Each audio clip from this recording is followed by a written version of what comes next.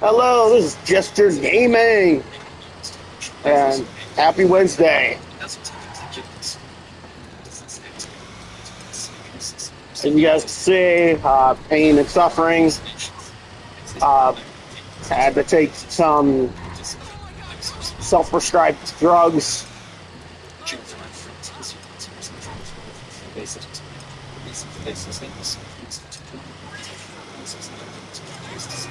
Hoping to do something for the pain.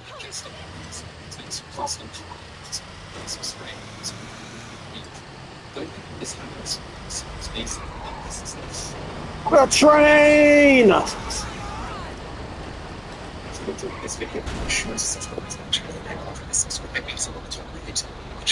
Hit the like and subscribe.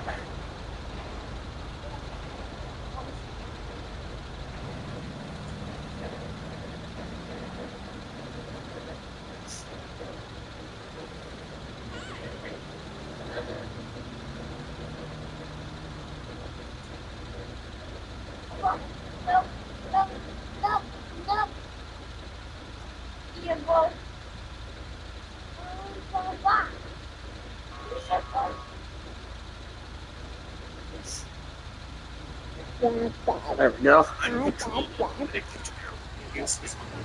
Mysterious cannabis related analysis turning up in awareness and this is possible. It's today we're going to explain the science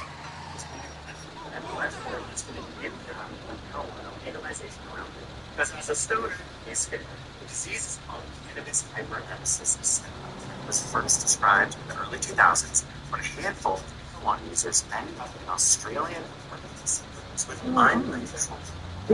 Ever since then, the disease has been increasing. For example,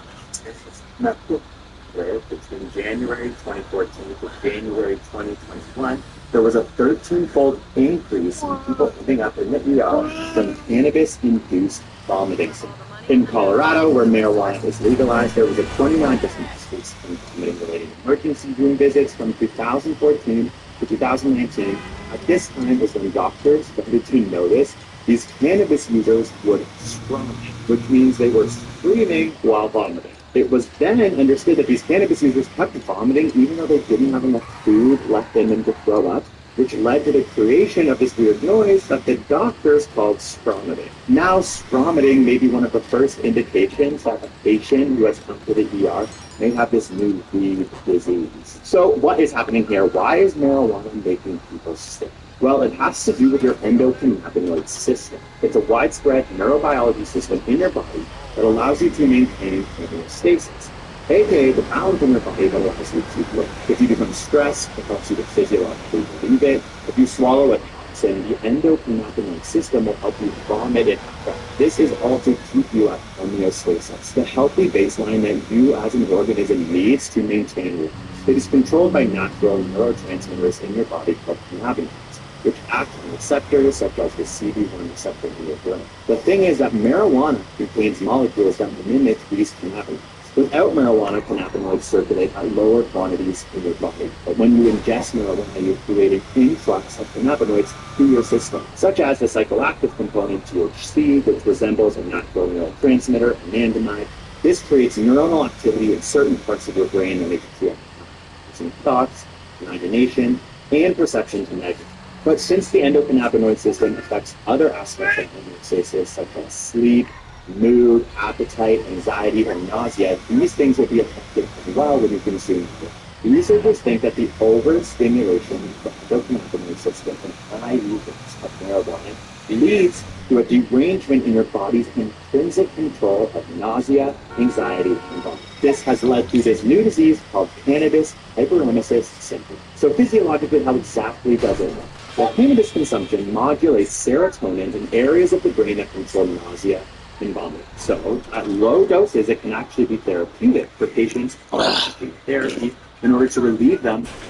But in large amounts over long periods of time, this cannabis overstimulates your CB1 receptors and your endocannabinoid system stops working properly. Essentially, your ability to maintain homeostasis becomes deregulated. For example, if you consume too much marijuana when you are nauseous, the body may have a hard time shutting off the nausea. If you are stressed or anxious, Your endocannabinoid system now has a hard time bringing you back down to base. This is what can now lead to this uncontrollable stress and vomiting state known as the cannabis hyperemesis syndrome. On top of this, we know that marijuana can affect your stomach. Ever heard about munchies? Researchers found that marijuana increases activity in parts of your brain that promote hunger. One study found that smoking marijuana leads to significant decreases in peptide tyrosine because of gut hormone that inhibits food.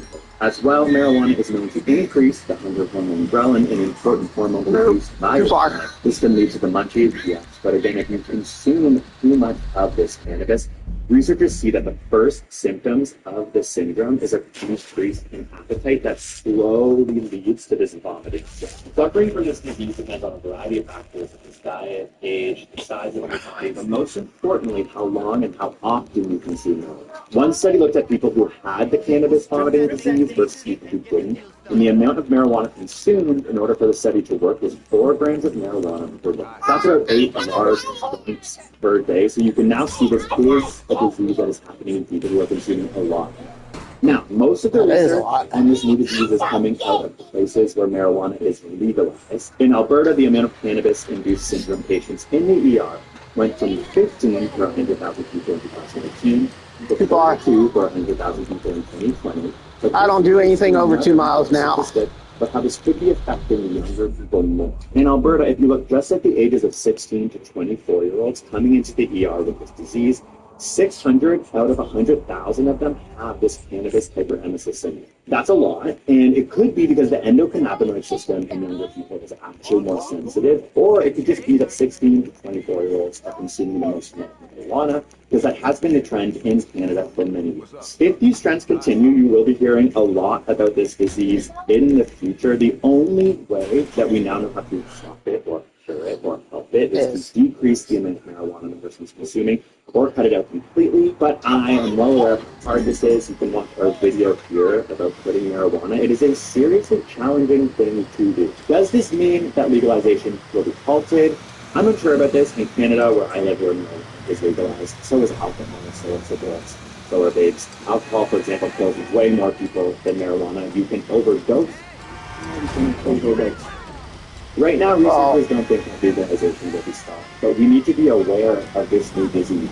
Homeostasis in your body is important. Your endocannabinoid system is important. Playing with it, consuming a lot of marijuana, is going to be affecting you. If you consume too much marijuana, your body will lose its ability to control sleep, mood, anxiety, and trauma.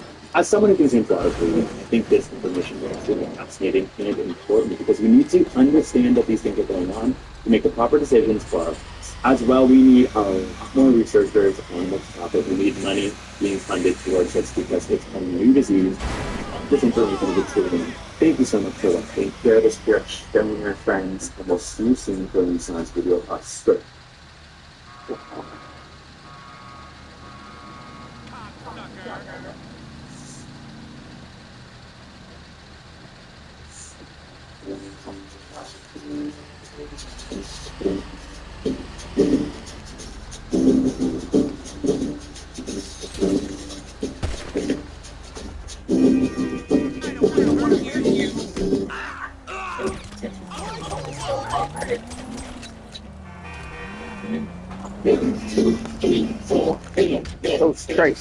Megawatt, 4 rolls in 1. We got WrestleMania this weekend. Start an episode of Eons by telling you about the discovery of some watching it. or setting the scene for a world-changing event like an ice age or an extinction. But today, I want to try something a little different. Instead of thinking about a story, I want you to stop and think about the thing I'm doing here. Like right now, literally, that I'm standing here and I'm telling you a story. Because the evolution of our ability to speak is its own epic saga, and I think it's worth pausing to appreciate that. It's taken several million years to get to this moment where I can tell you about how it took several million years for us to get here. And yes, there are other animals alive today that communicate in sophisticated ways, like whales, elephants, and crows, just to name a few. Still, our vocal abilities as a species are pretty unique. They're part of what makes us human. From the anatomy of one particular bone in our throats and the proportions of our vocal tract to the morphology of our ears, paleoanthropologists are piecing together the puzzle of when and how this adaptation arose. And while speech itself doesn't fossilize, the fossil record of our ancestors and relatives can still give us important clues about the time when we first talked. Now, this story could start between 400 and 360 million years ago, when the first ancient tetrapods transitioned from life in the water to life on land, and evolved lungs and a movable tongue. Controlling both of these with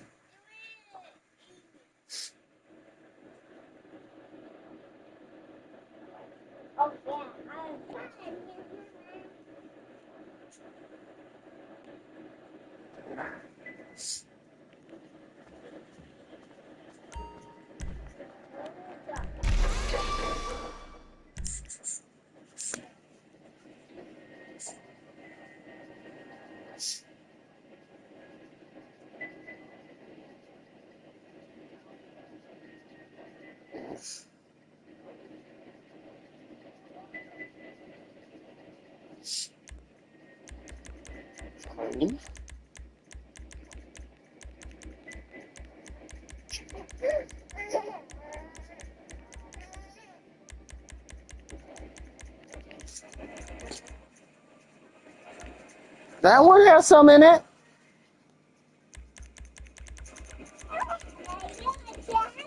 There we go.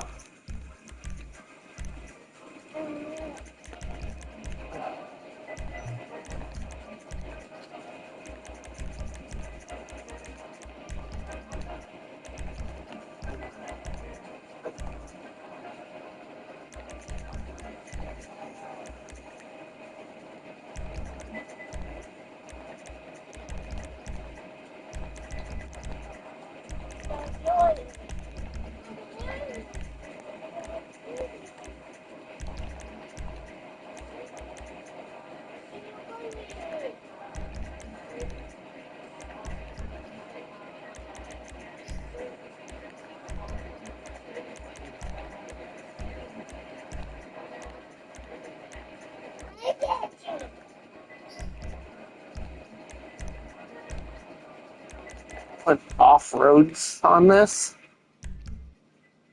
No, I know.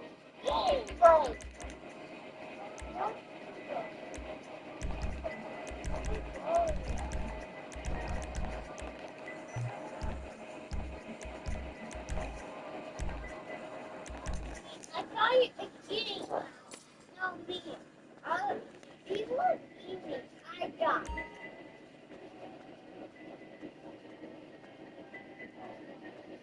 Hi. Take care.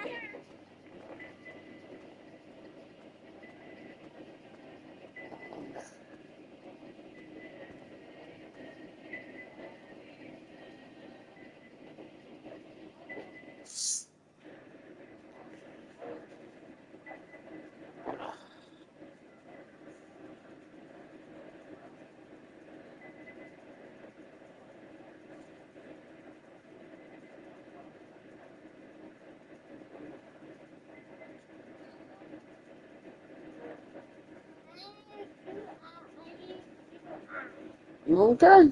Aveeno Wash and Lotion locks in 2 times the moisture in 2 steps. Today on the show, we're going to be diving into the latest new GTA Online weekly update, where we're going to be covering a plethora of exciting opportunities that await you guys as players. We have different complimentary vehicles here. We also have some enticing money bonuses. Finally, we have some substantial property and vehicle discounts, and also this video is going to just provide some other insights into the upcoming in-game happenings and rewards. So I've got you covered with today's video. This update is just about 12 hours away from releasing, and this video is going to provide you that early glimpse into all of the upcoming benefits and bonuses to hopefully help you prepare for a full week of fun and profitable GTA Online adventures. So as we get started, if you enjoy this video at any point, or if you just find it helpful, let me know by dropping a like on it. And if you want to stay up to date with everything GTA Online and Rockstar Games, then please consider hitting that subscribe button with your bell notifications turned on.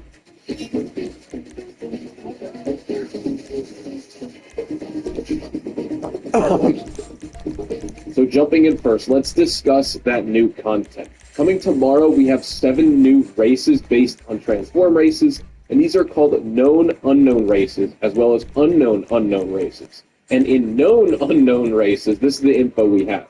You switch to a different vehicle at various checkpoints, cycling randomly through predetermined lists until each available vehicle has been utilized, and then in unknown unknown races, these vehicle switches are more unexpected. They also challenge players to adjust on the fly to a randomly selected vehicle drawn from a larger pool of available vehicles. So those are some of the new content in the form of races that we're getting, but that's not what I think that makes this week so good, in my opinion, because we're going to be getting into some other things when it comes to the bonuses that I think players are finally going to be excited about, because we finally have some business bonuses and property bonuses. So jumping in, our weekly challenge, if you complete 3 bunker research missions, you will be rewarded with $100,000, as well as the Dollar Dagger hoodie. Now jumping into our bonuses, here is where some of the big stuff comes in. Starting off, we have double money and RP on bunker sell missions. Finally, we have a business bonus that I think players, while it's not the absolute best in the game, I think it is still good and much better than what we've had over the past couple months.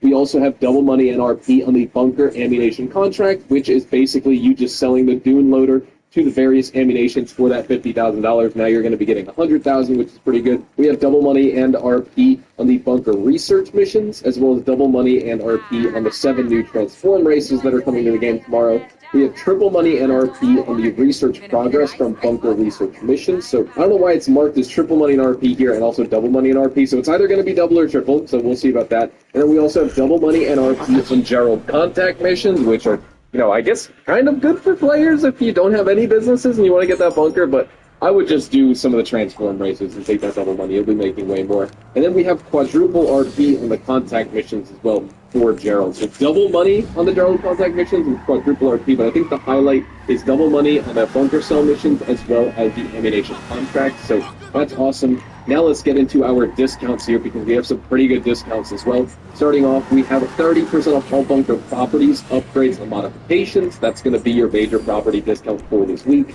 We have 30% off the Fister Comet S2, 30% off the Bravado Greenwood, 30% off the Grati Cheetah Classic, 40% off the Classy Weaponized Tampa, 40% off the Von Fuhrer anti-aircraft trailer, which can be used on some of the war stock discounts from the vehicles that we got a couple weeks ago. We also have 40% off the BF Dune FAV, as well as 40% off the Pegasi Torero. Jumping into our 3 salvage yard robberies, these are active until April 10th.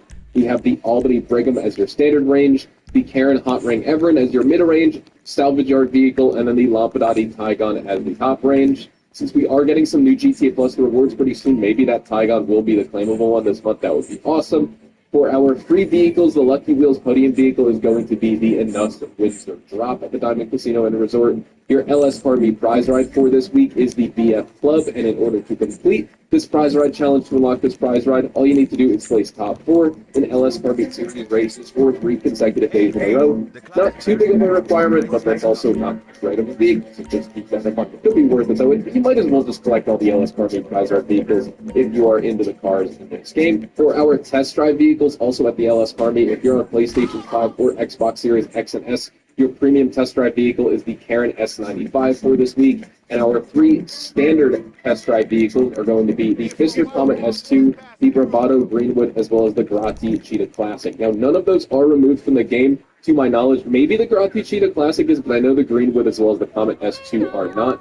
And then at Premium Deluxe Motorsport, we have some other vehicles here. We have the Ocelot XA21, the Pegasi Torero, the Dinka Thrust, the Classy Tulip, as well as the Rune Chebra. Now, when it comes to some of these removed vehicles, or any removed vehicles, I will have a video detailing all the performance stats, top speed, handling, braking, acceleration, traction, what it's like to be an owner and driver of one of these cars. Same thing when it comes to my weekly buyer's guide discounts, where we're going to be reviewing the bunker property, as well as all of the other discounted vehicles. And probably for this week as well, we'll probably be doing a money guide to help you make a lot of money extra and fast in this game, because we have finally some good bonuses. I haven't made a weekly money guide in months because the bonuses for each week have not been that good. But now let's move on to luxury autos. We have the Vapid Dominator GT, as well as... I bought all these already. And then when it comes to your 2 gun van discounts, the assault rifle is going to be 50% off for all players, and then the Unholy Hellbringer is going to be 30% off if you are a paying GTA Plus member.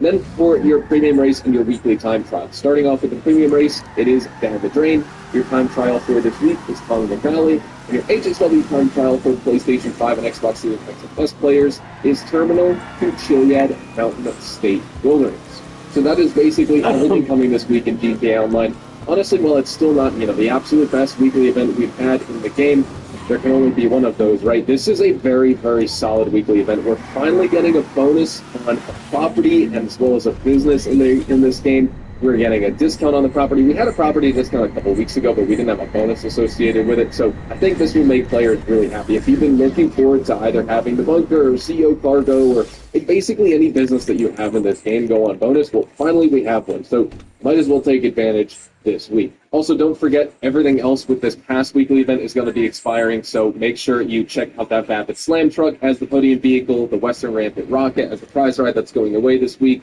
Make sure to take advantage of the salvage yard robberies that are going away, like the Albany Cavalcade XL, the Grothi GT500, as well as the Pfister Comet S2 Cabrio. This is your last day to take advantage of triple money and RP on those various stashes, shipwrecks, and the Community Series jobs, as well as double money and RP and the free mode challenges and events. So with all that said, that's all we have time for in this video. Hopefully you all enjoyed the video here today, and if you did, hopefully I earned your like on it. And of course, if you are new to my channel and you want to stay up to date with all the best GTA Online and Rockstar Games content, then please consider hitting that subscribe button so you don't miss out on a single thing we post here. Right, hit the like and subscribe. News, information, tips, tricks, and even leaks, and we'll keep you guys updated here on the channel daily. So make sure you hit that subscribe button. If you want to follow me over Bunker is going to be big for this next those week. are the best places to get connected with me outside of YouTube, and you're more than welcome to ask me any questions on those platforms. You can follow me at Hazardous HDTV, and all of my social media links can be found in the description down below. With all that means, I love to celebrate that shit apart.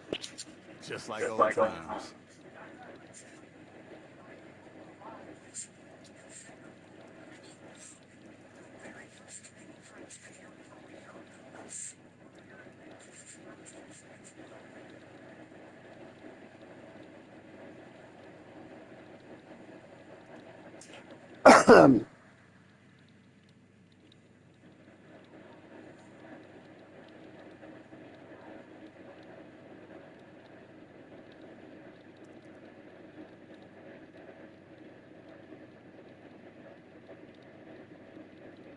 Sure.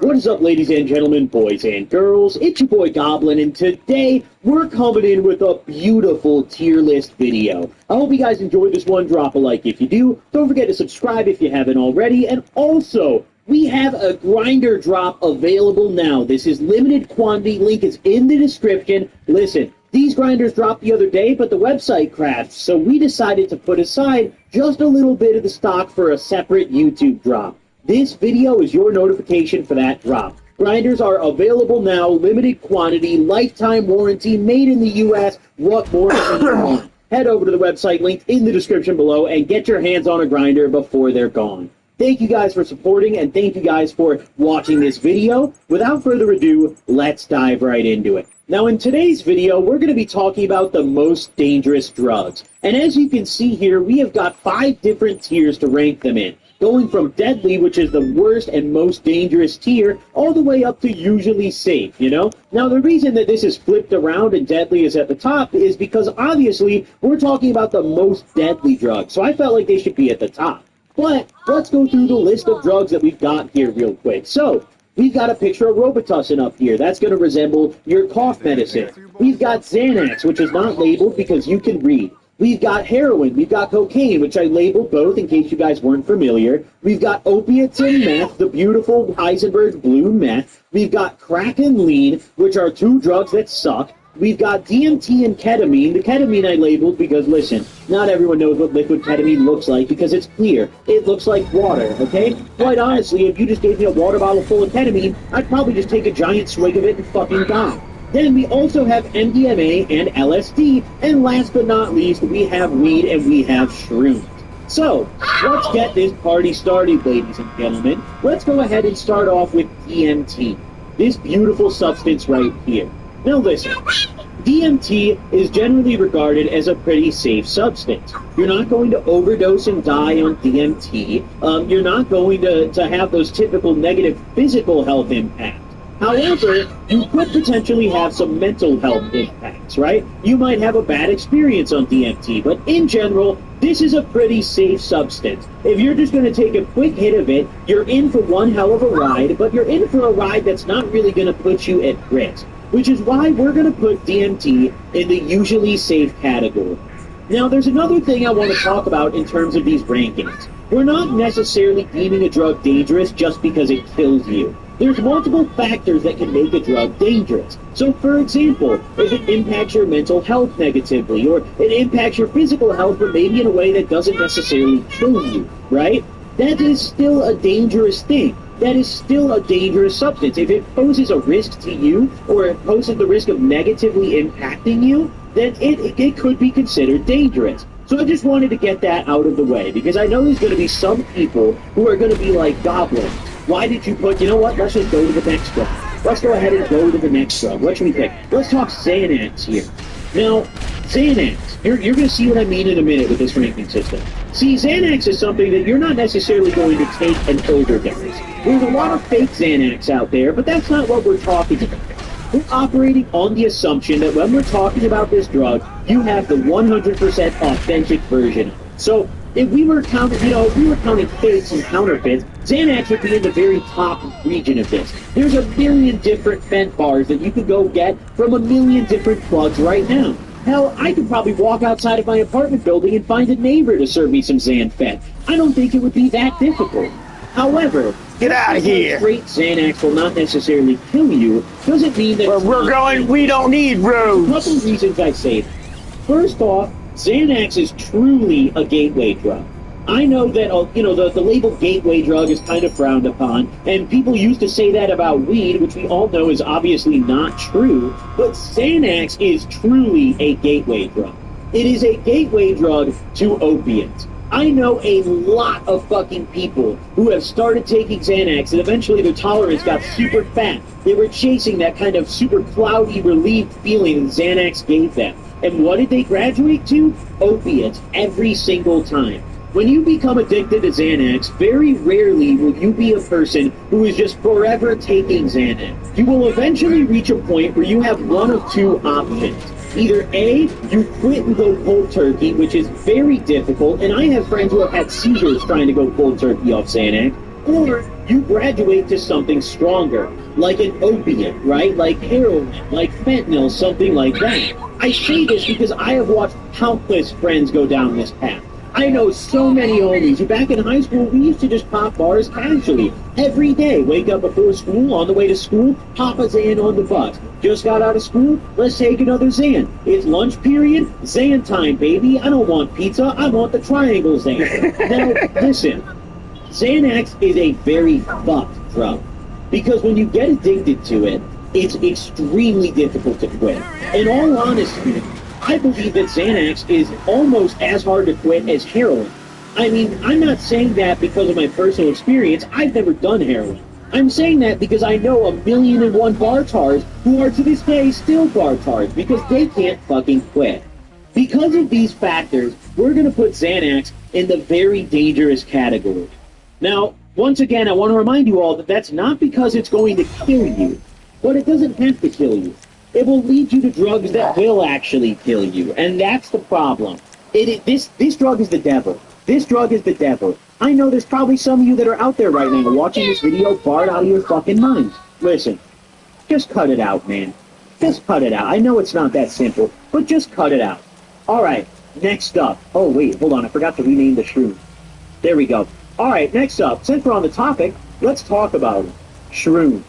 Now, shrooms are, in my opinion, the novice, the easy mode of the psychedelic world.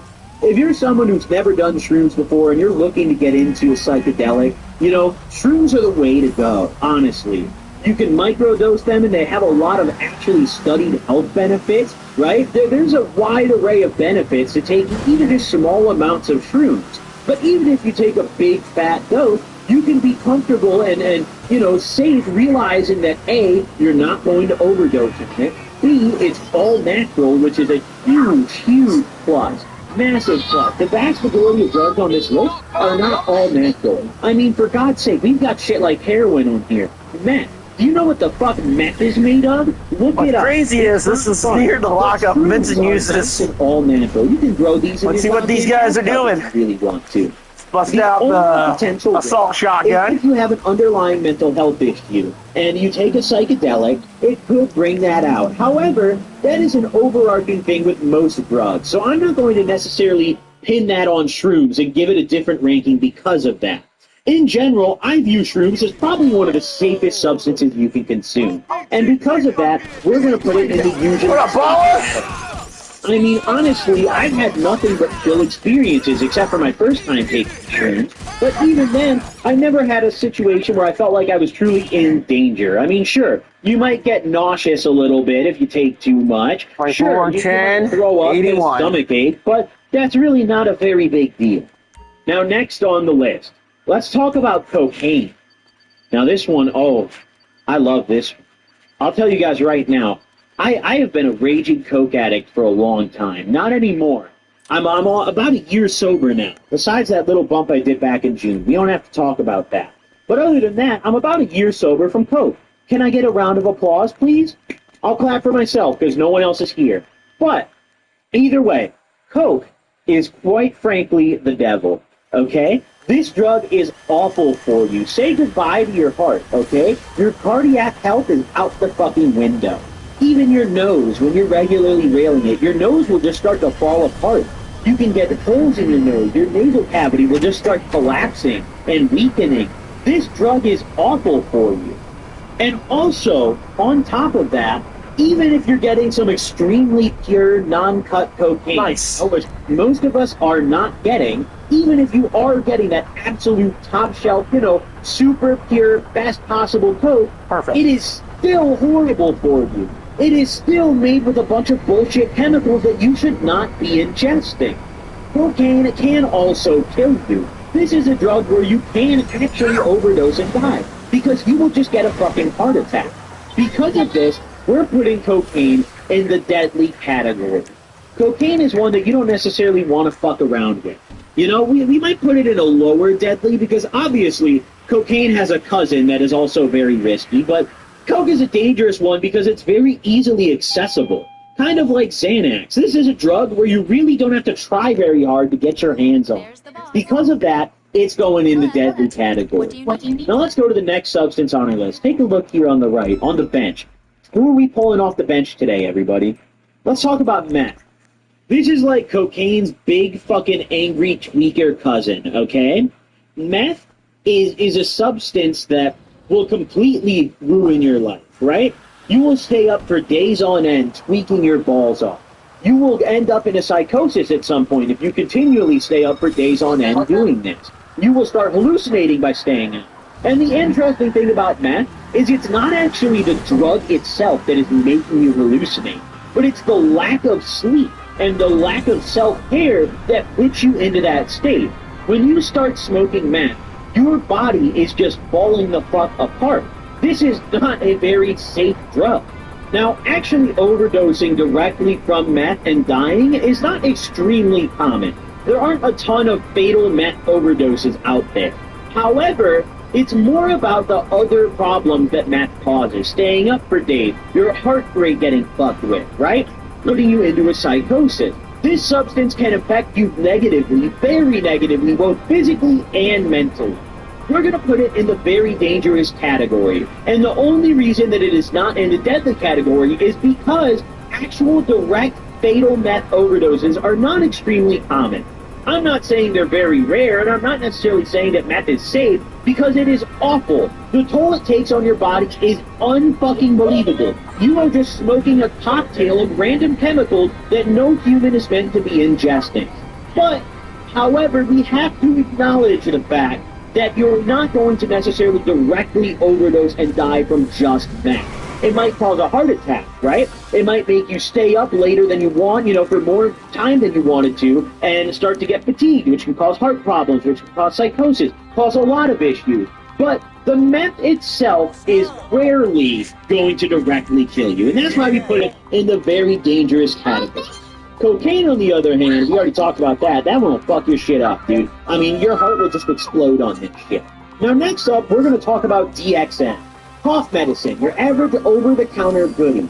Now listen, DXM is something that is not the most dangerous substance in the world. However, the issue with this is that your average consumption is not going to be just pure DXM.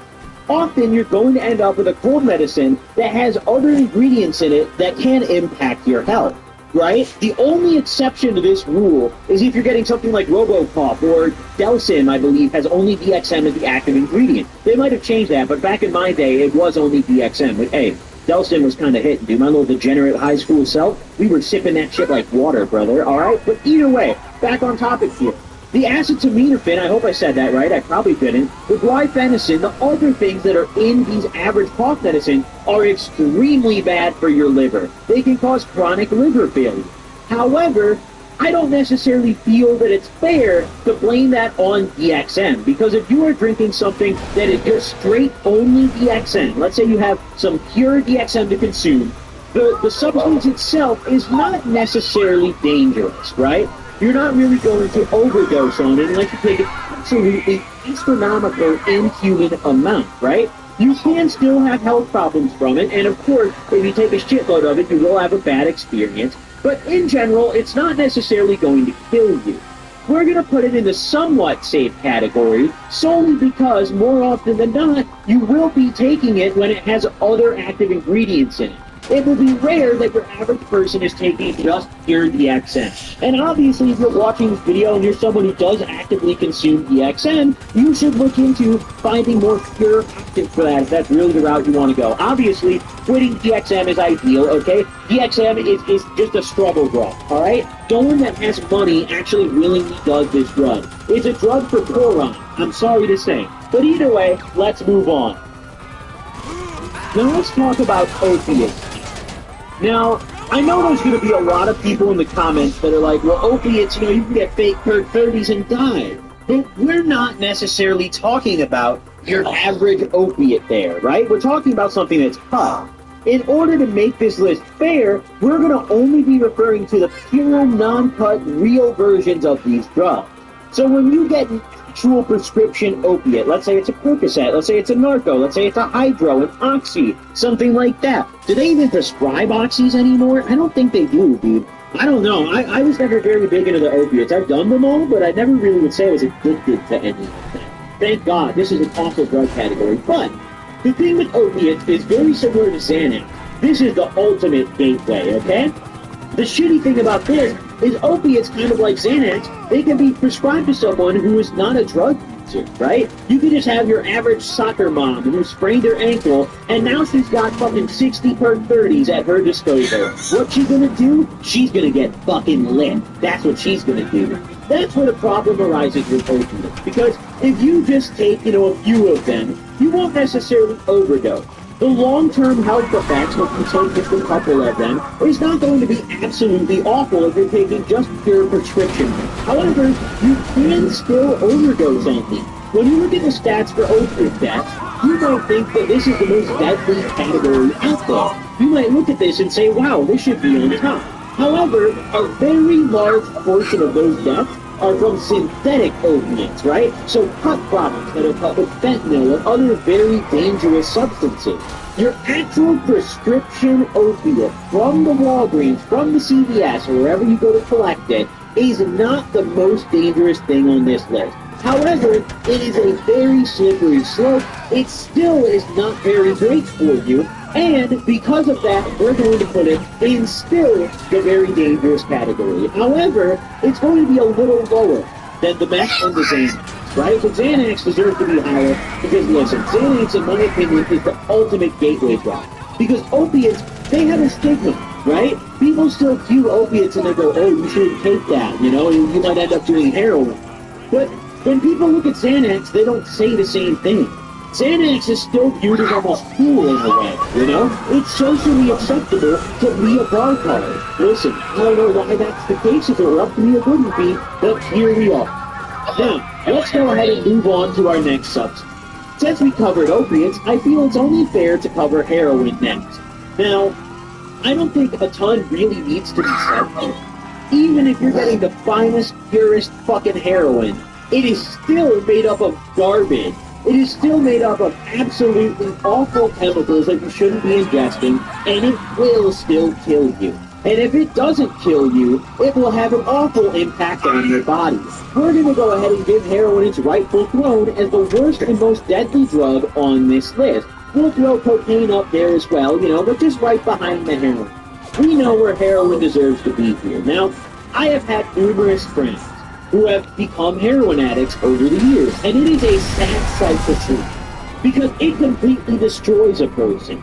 It's not necessarily just about the risk to their health and the overdose and the death, because it's still very likely and possible with regular heroin abuse, but also the way that people just deteriorate when they become heroin addicts. They stop taking care of themselves. Every heroin addict I've ever known has just become skin and bone, right? They lose weight. They look gaunt almost in their face, kind of like a meth head, but honestly even worse. I mean, I have never in my life known a functioning heroin addict, and I know that a lot of people like to claim that they are. Ashton claimed he was. A lot of my other friends claimed they were. And those people are most likely, the majority of them, not around to say the same today, right? And if they are, they're probably too fucked up to say it. Heroin is awful. I hate this drug. I hate it because it has done so many awful things to very good friends of mine. Heroin is the single most dangerous drug, the biggest risk you could take in the drug world. You could take pretty much anything else off this tier list, and it would be a better fucking idea than doing heroin. Even meth. Even meth. That's all I have to say about heroin, because it's fucked. Let's move on to the next substance. Now, next up, let's talk about my good friend crack cocaine. I smoked this one time in high school. For those of you guys who don't know, you can go watch my crack video. It's probably pretty easy to find. However, crack is pretty much cocaine on cocaine, right? You're getting all the same negative health benefits. You're getting pretty much a condensed cocaine amount. Imagine if, for example, after you do a line of coke, typically you're feeling pretty geeked, pretty good, for maybe I'd say 30 minutes on average, 20 to 30 minutes. Sometimes a little longer if it's some really crazy shit, but we'll go with 30 minutes. Imagine if that 30-minute period of you being, pretty lit and up off the coke was condensed into a 2-minute time frame. It was put on fast forward, right? So you're getting the most intense, fast-paced experience of your life. The other issue that arises from that, right, is that crack is not cheap, right? Crack is not cheap because you have to do it so often if you're a crack addict. Crack belongs in the deadly category because, it is just as bad as cocaine. In fact, I think we're going to put crack above cocaine. Crack is like cocaine's angry tweaker alcoholic uncle who still beats the family regularly. He shows up at the family gatherings and will start throwing bottles around until your parents have to escort him out. And then he gets disgruntled and posts something angry in the group chat, and then you do it all again next year. That's crack cocaine. We're putting it in second place in the deadly category. Next up, we're going to talk about lean. Now, lean is an interesting one, because this is literally just a liquid opiate, which in my opinion is very dangerous just in itself. An opiate where you can consume it just by finishing a drink. You could just chug that shit if you wanted to. That is risky. It is difficult to find an appropriate or reasonable dose for this shit, especially when you have a tolerance for it. There are quite a lot of accidental overdoses on this substance, as well as it causes a wide array of health problems. But the most common one that everyone knows about is it absolutely destroys your liver. You will not have a liver anymore after you are a lean addict, alright? It's just going to fall out of you pretty much. You might just shit it out one day. Realistically, it's horrible for your body.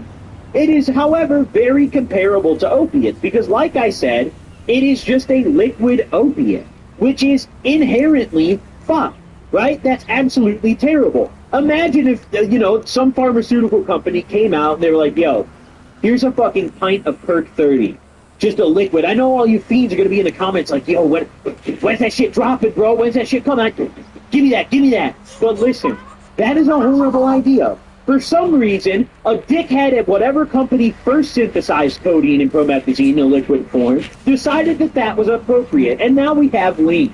Because of that, I'm putting lean in the very dangerous category once again. Lean is not extremely safe. You should not do it. And on top of that, it's very expensive. So have fun becoming poor if you end up drinking too much of it. Or you could go to cut shit, which is even worse, and then you just die. Either way, let's talk about the next substance on the list, LSD. Now, LSD is another one where you're not necessarily going to die from an overdose. In fact, it's pretty much impossible to die from just a direct LSD overdose. However, LSD is a substance that can have a bit more intense of an impact on your mental health, right? This substance, I know a ton of people who have put into psychosis from doing acid. I know a guy who's been in and out of psych wards for years just because of one bad acid trip he had when we were juniors in high school. I know a ton of people who swear that they will never try this substance again because they had one bad trip and it scarred them so badly. This is essentially the synthetic and slightly scarier version of mushrooms, right? And obviously, it's not quote-unquote a version of mushrooms because there's many, many differences, but they're in the same substance category, which is why I say that. Your visuals are going to be more intense than shrooms, of course, but with it are the side effects that will be more intense. This stuff is not natural. And also, long-term use of this substance is not very well researched yet. We don't necessarily know all of the impacts and effects of LSD consumption. We know that it really fucks with your mental. We know that it can definitely cause psychosis. I mean, some people get into psychosis so bad that they're just completely insane. However, you're not going to overdose and die from an LSD trip. You could eat a whole sheet of this shit, and you're just going to be in for the ride of your fucking lifetime.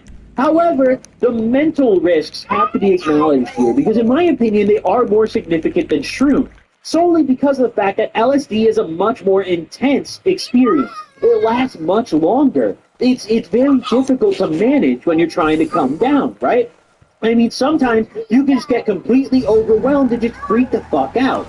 Because of that, we're going to put it in the somewhat safe category. Now, you're not going to die from it, but you might end up in a very bad mental state, which is something that needs to be covered. So, somewhat safe is a fair category. Now, next up, let's talk about ketamine. Ketamine is a substance that it will not kill you from direct overdose, right? You're not going to get a fatal ketamine overdose. Chances are, if you consumed an amount that could even be considered causing that effect, you would just get fully K-holed and pretty much black out before you would ever reach that point. However, there is one big thing that ketamine does to the body that needs to be covered. K-cramps. Your bladder. Now, I'm telling you right now, if you want to have stinging pisses for the rest of your life, if you want your cock to tingle every time you have to piss, just do a little bit of ketamine, brother. That's all there is to it. Just do a little bit of ketamine, man.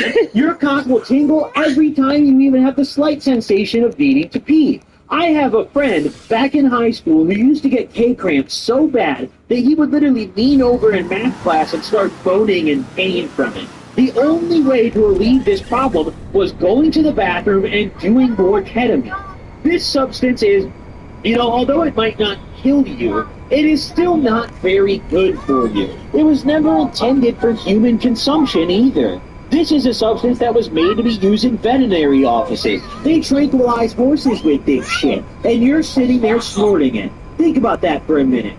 I love ketamine personally, but I stopped doing it because I still wanted to be able to piss in 10 years. So that's why we're going to put it in the somewhat safe category. Honestly, you know what?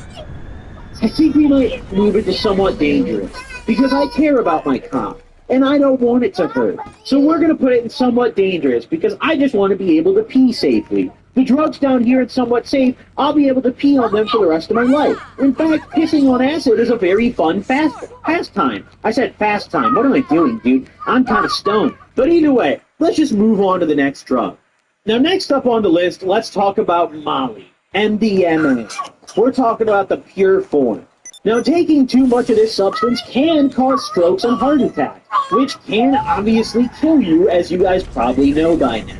However, this drug also completely cooks your fucking brain, fries it like a goddamn omelet. I mean, I have never felt stupider in my life than the day after a Molly trip, the day after rolling on Molly. I have never felt dumber in my life than that day after, and it's every single time as well. This drug puts your brain in a skillet, turns the heat to high, and flips it every 5 minutes, and you're roasting that shit the entire experience. I met a kid one time when I was in rehab who was a raging Molly addict, and I had never met someone who was addicted to Molly the way he was. I mean, I knew people who would take it regularly, but I had never really met anyone who took it every day until this kid. I met this guy, and he told me about how he would roll every day. He was like, yeah, man, I was taking like 0.5 every fucking day. And he could not finish a sentence without stuttering. He could barely finish a word without stuttering. It completely destroyed his ability to speak. The impact that this has on your brain is not even all the way known yet. We don't necessarily know the extreme long-term effects of this drug on your brain. But we know, just from the amount of research that has been done, that it is very toxic. It is neurotoxic, and it is toxic to your body as well. This is a substance that is, once again, dangerous. Despite how good it feels, it is very dangerous. So we're going to put it in the very dangerous category.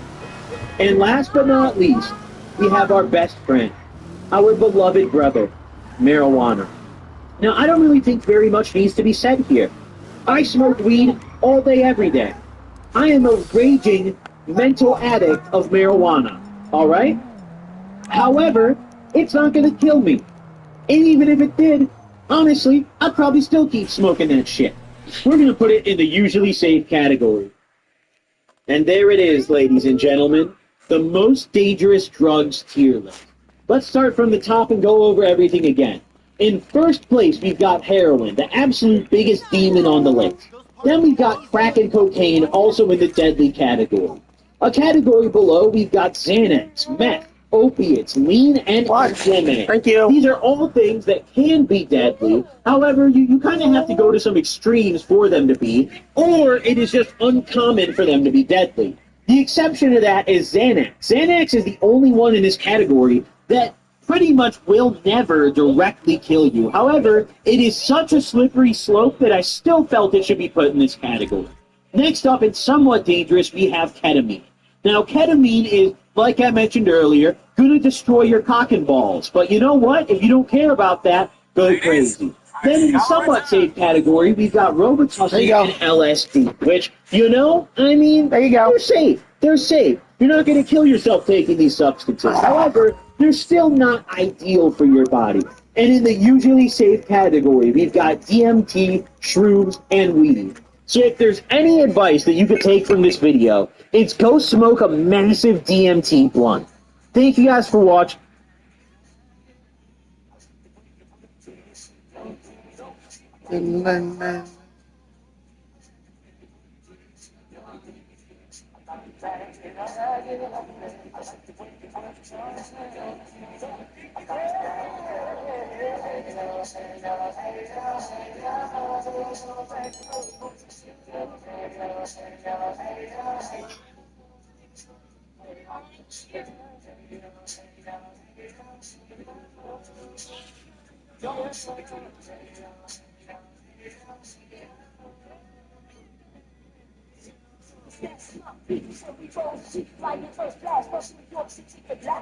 What you know about me? Now don't be off what I said. Try to get up with a trade for it while I'm showing you past the way. We need to have this split up for this kid. And you get involved with the shit don't get please, no doubt.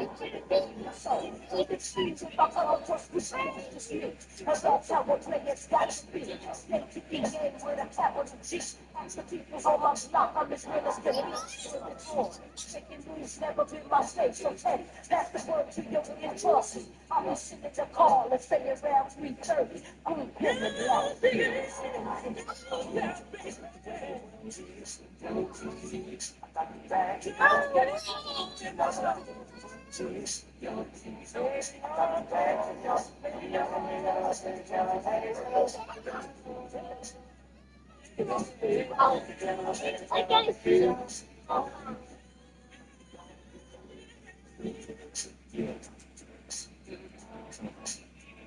Sure. Watch this.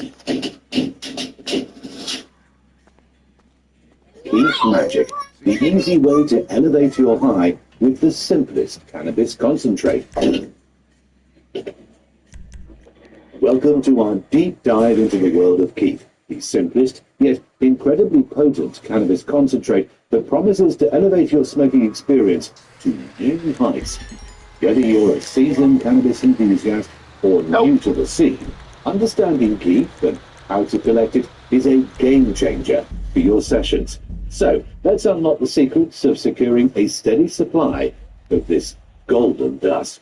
Keith, in essence, is the purest form of cannabis bliss. It's the frosty, crystal-like trichomes that blanket the surface of cannabis buds, packed with all the cannabinoids and terpenes that give the plant its power and aroma. These tiny, glistening particles are the source of the high, making Keith an essential concentrate for those looking to intensify their cannabis experience without the complexity and expense of other concentrates. But what exactly is Keith? How can you make a regular guest in your smoking routine? Let's break it down.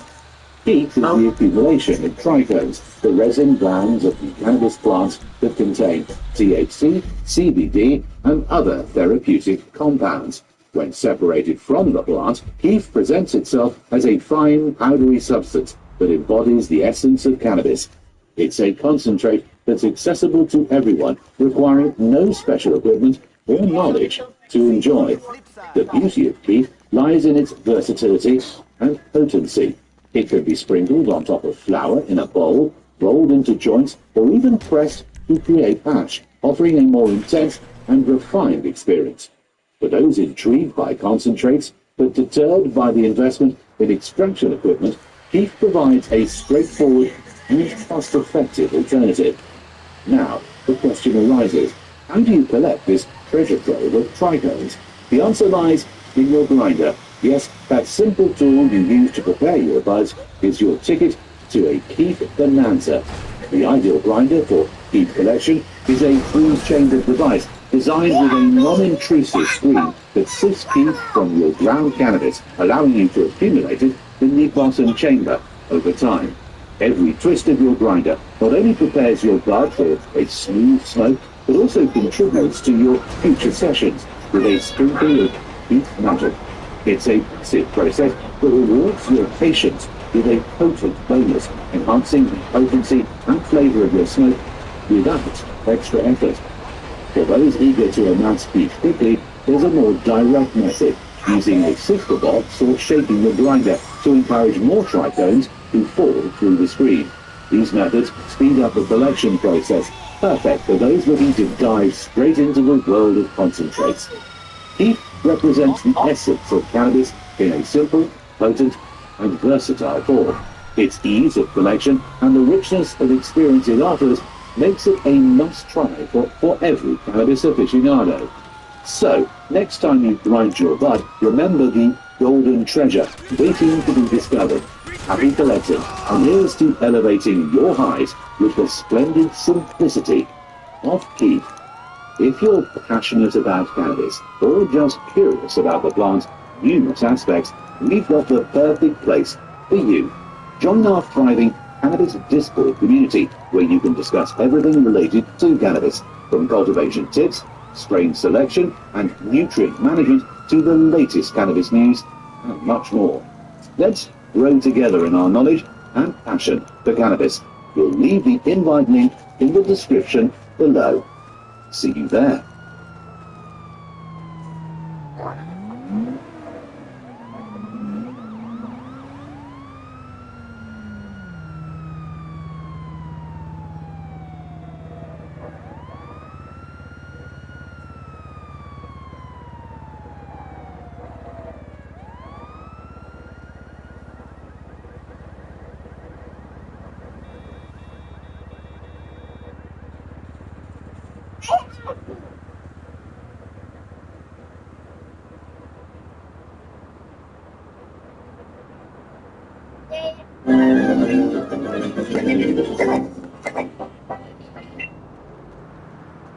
Imagine wasting my time like this for absolutely no reason at all.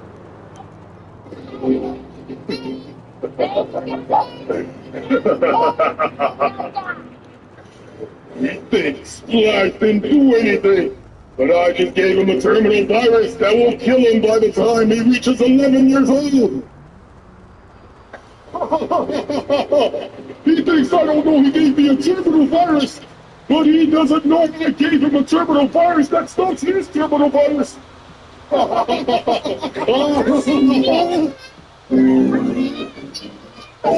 you have any idea who we are?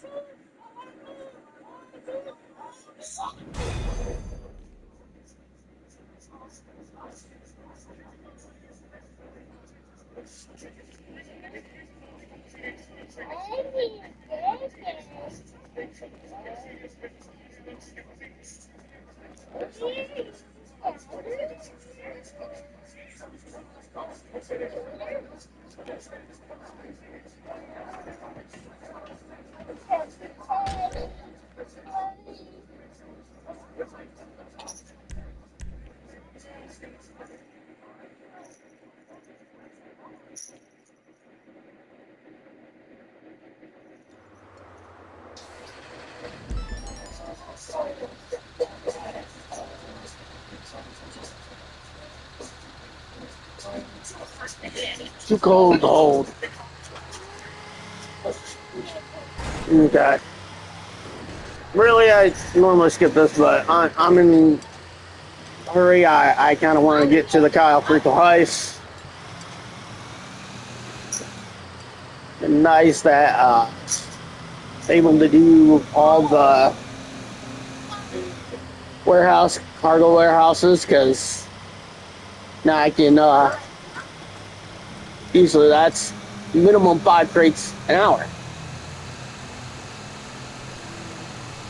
Those crates are each worth, I think it was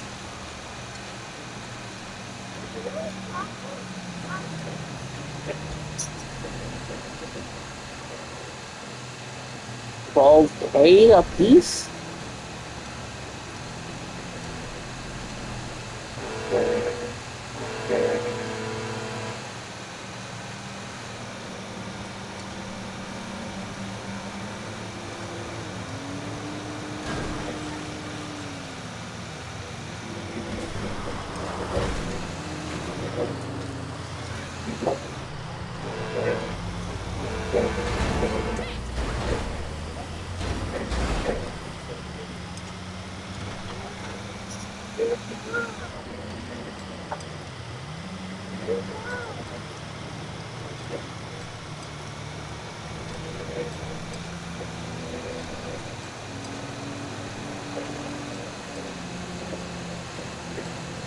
And the other.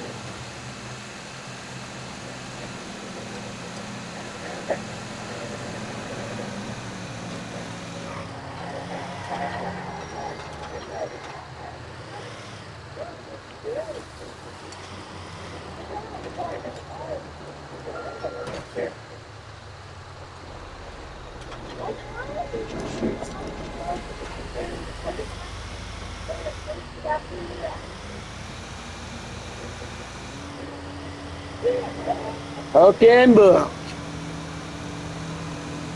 Like every single freaking time.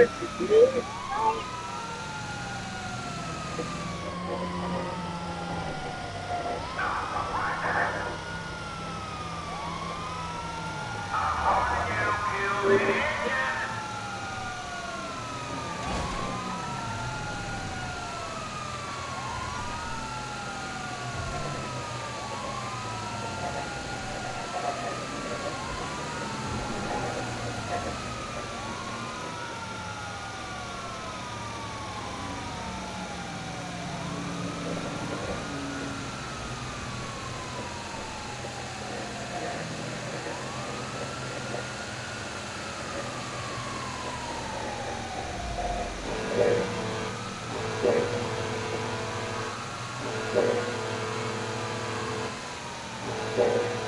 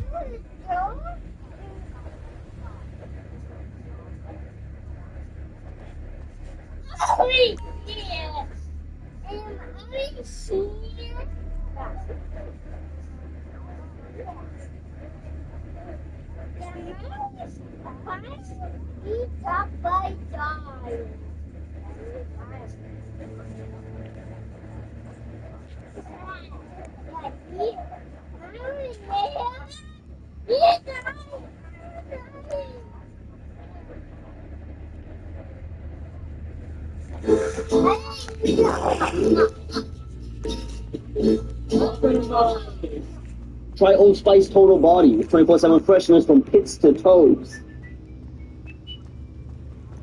People are cooking chicken in NyQuil. Listen to this new warning from the FDA. They are urging people not to cook chicken with NyQuil. There's a TikTok trend right now where people are cooking their chicken and cold or flu medicine like NyQuil. The FDA is telling you do not do this, right? The FDA is out with this new warning against chicken cooked in NyQuil. Oh, this? No, we're totally fine. This is Dayquil. Safe. Absorb those juices.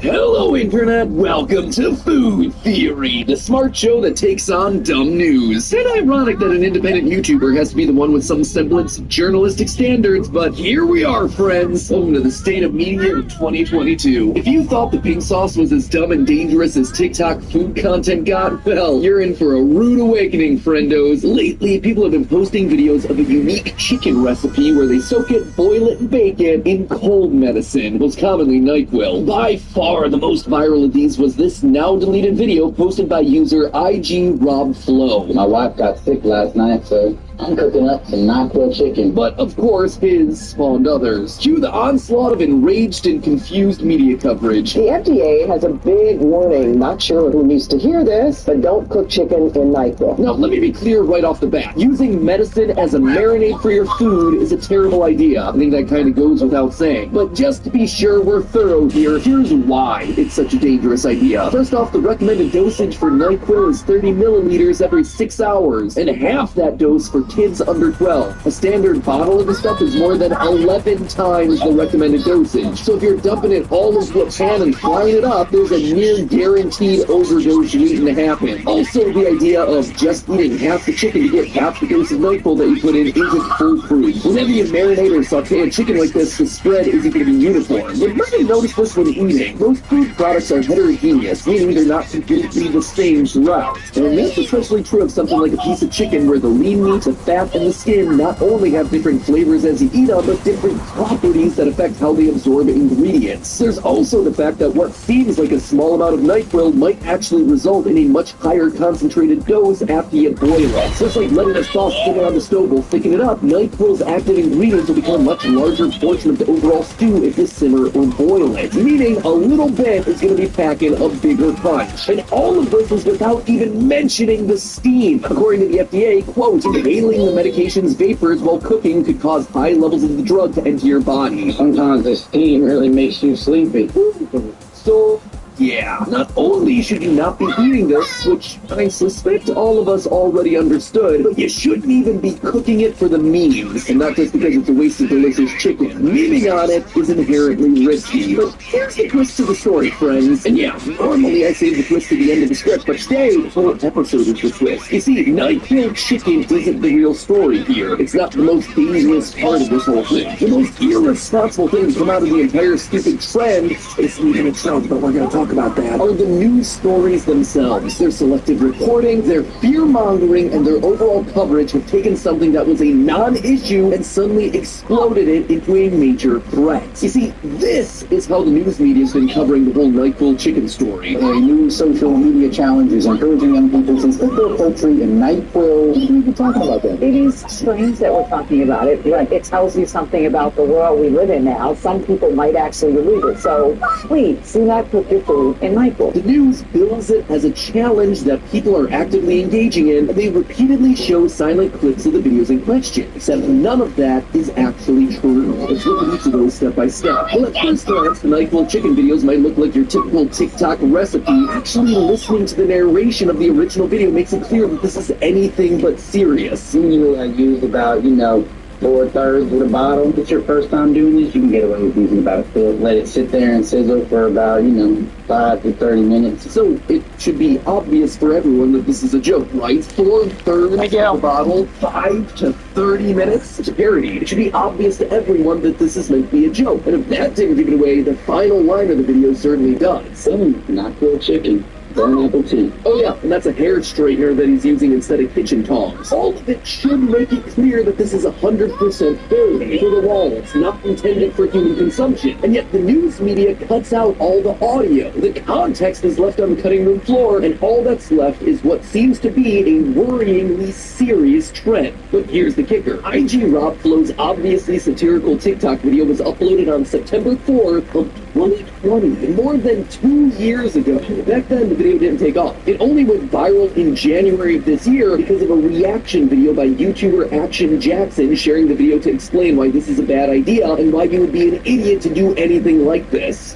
But boy, you please don't do this, children at home. Please. This man is a Hall of Fame psychopath. You better be ready to give your attention to the nearest hospital. If we look at the Google Trends graph for NyQuil Chicken, we see that the biggest spike comes not after the satirical TikTok video, but in January of 2022, in the weeks after Action Jackson dunked on this whole year-old TikTok trend. In other words, the actual trend here, the fad that's getting attention and clicks and views, isn't cooking NyQuil Chicken, it's the mocking of NyQuil Chicken and talking about how stupid of an idea this is. And this is how the trend has always been. NyQuil Chicken is not a new thing on the internet. Well, sure, the chicken has recently gotten renewed attention thanks to a TikTok video. The idea actually has its origin dating back to April 2017, where an anonymous poster made what they called sleepy time chicken, referring to the fact that one of the active ingredients in NyQuil is doxylamide, which causes drowsiness. Cue, of course, a thread of responses expressing shock or an amusement. Any idea that provokes that kind of reaction is gonna spread. And sure enough, it made its way to Twitter several weeks later when Twitter user Tristan reposted several of the images from that original thread with the caption, "If she makes you NyQuil Chicken, do not let her go," provoking yet another wave of disgust and mockery and memeing. But here's the thing, in every instance, the original thread, the Twitter feed, this new video, everyone instinctively knows that this is a stupid idea. In fact, based on our research, there has never been an intent to actually eat this thing, real or otherwise. As a result, none of the posts that I just talked about, or any of the ones that I've been able to find using related keywords, refer to this as a food challenge. The trend here is, haha, funny chicken mean good, not am I man enough to eat this and survive. Classifying it as an eating challenge has largely seemed to be an invention by the media. In short, this is just a Tide Pod story all over again. A mountain of media coverage over a molehill of something that was a meme that everyone largely recognized as a joke. In all of my extensive research on the subject, I've been able to find mountains of coverage interviewing numerous doctors about the hypothetical dangers of eating NyQuil Chicken, but no actual reports of people who were hurt or hospitalized or who got sick as a result of trying the stuff, because all the signs indicate that people weren't trying the stuff. They were creating satirical videos, and they were mocking the satirical videos. It was a meme. It was an excuse to make fun of a hypothetical person who would be dumb enough to actually try something like this. It wasn't an actual public health menace. The only thing that the media coverage did was elevate the visibility of this bad idea to audiences that might not be in on the joke. They also branded it as a real eating challenge, something much more dangerous than what it initially was. Looking at Google Trends search data for both the web and YouTube, NyQuil Chicken was a non-existent idea in the public consciousness until a week ago, when the press got hold of this nothing burger of a story, and suddenly it was the headline on nightly news broadcasts across the country. So why then would the FDA make an announcement telling people not to do this if it's not a big thing? I'm not the only one asking that question. As an article from the New York Post on September 20th put it, quote, "It's unclear why the FDA only now issued the warning about the challenge since videos have been circulating online for months. You want to know the truth that the news isn't telling you? The FDA actually didn't make an announcement for the purposes of telling people about the dangers of NyQuil Chicken. Here's what actually happened. In September of 2022, the FDA posted a consumer update titled, 'A Recipe for Danger, Social Media Challenges Involving Medicines.' Now, it's true that this FDA update does make a brief mention of the chicken, using it as an example of a fad video that demonstrates an unsafe behavior. But this medicinally marinated meat is not the meat nor the potatoes of this FDA update. It actually devotes much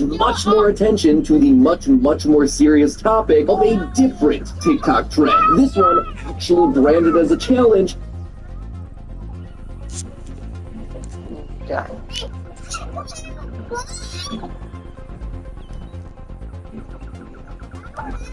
Oh, we're ready.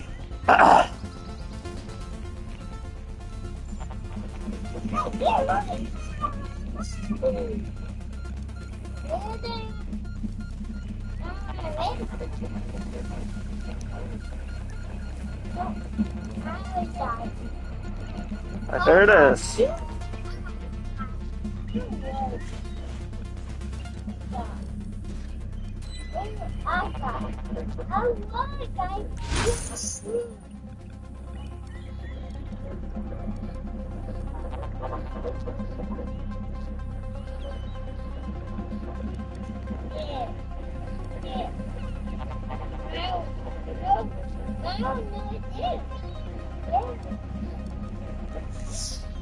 Okay, let's get in the one, take our photos.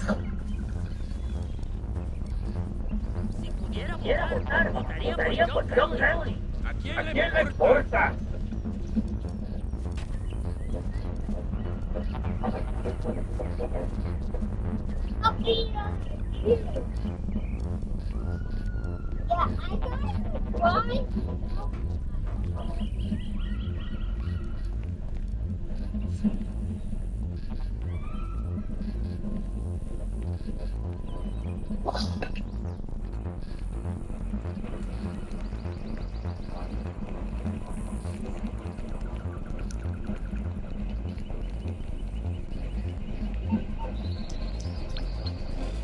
That's Coca-Cola.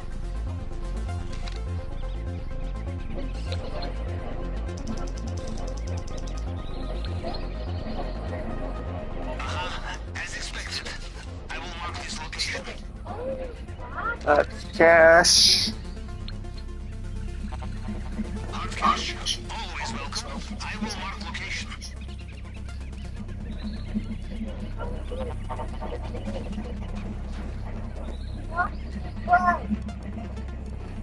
It's like double cash, I think.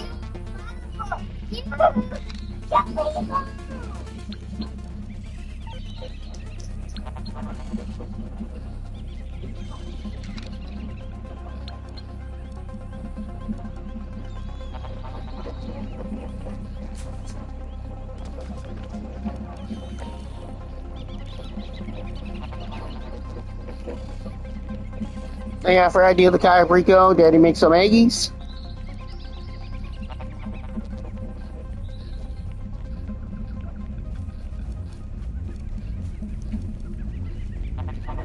We'll be leaving the game and the stream on while I do that. Oh, nice. Uniform.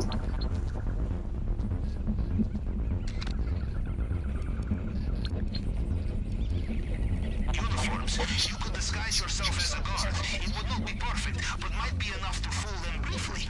I will mark location on screen. Cash. It's like the only thing worth grabbing would be the thing. It's cash. It's gonna be terrible for secondary. See where the other one is? It's right there. I mean, it's real easy.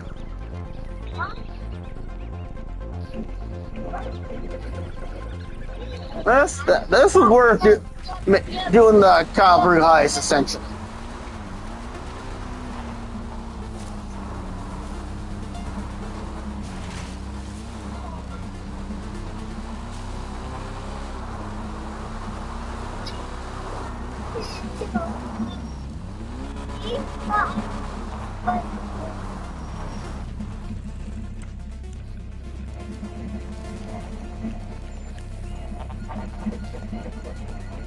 I already found it.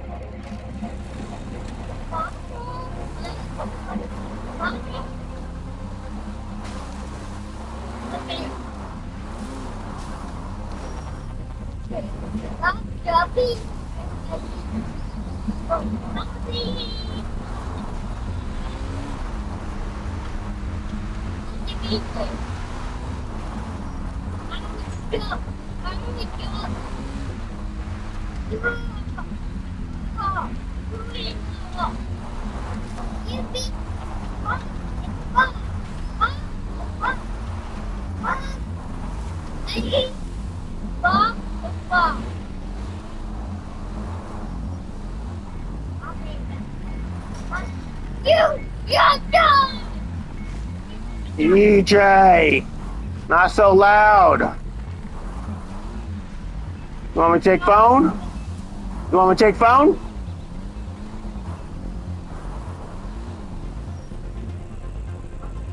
Come on, turn.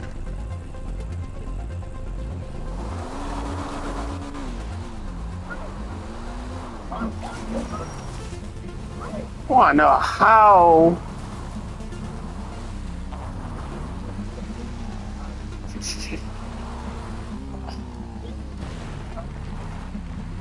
Ooh. You know, a little risque.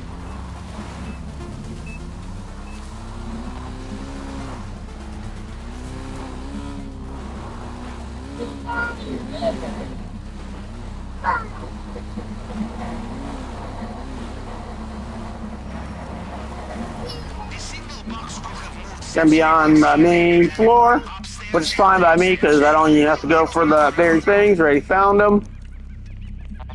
Get in this.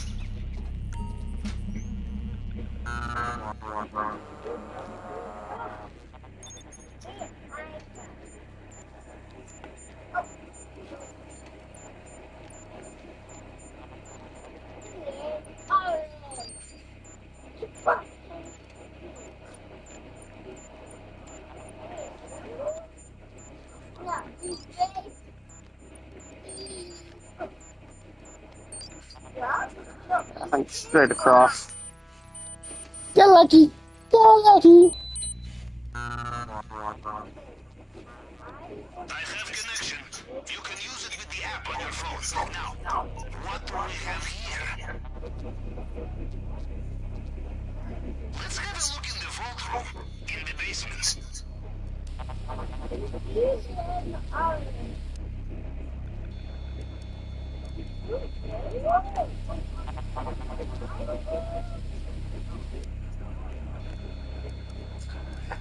It better not be stinky tequila, because that's like worse on top of worse.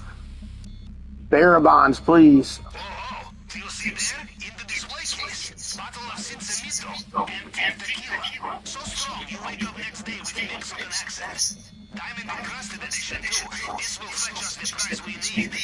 Gold. Now this is worth noting down. Please double pictures in here. Oh. I will do some research. Remember, you are not a pack mule. There is only so much you can carry. You want more? Bring friends. For what? All this cash? All the cash.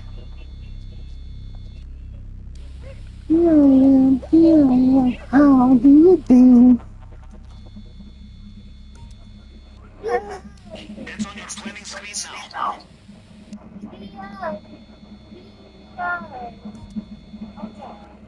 Location noted.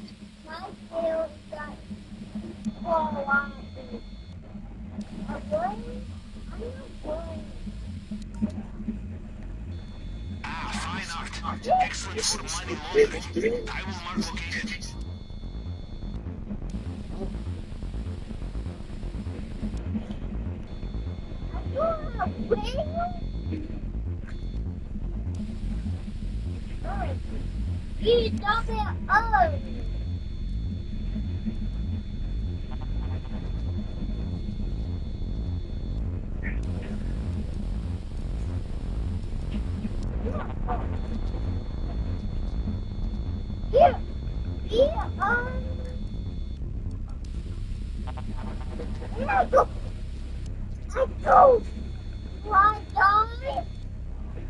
Expensive. Thanks. I do it for flowers. No.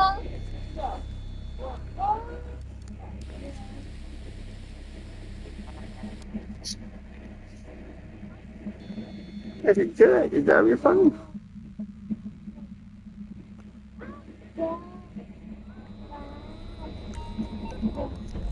Okay, so.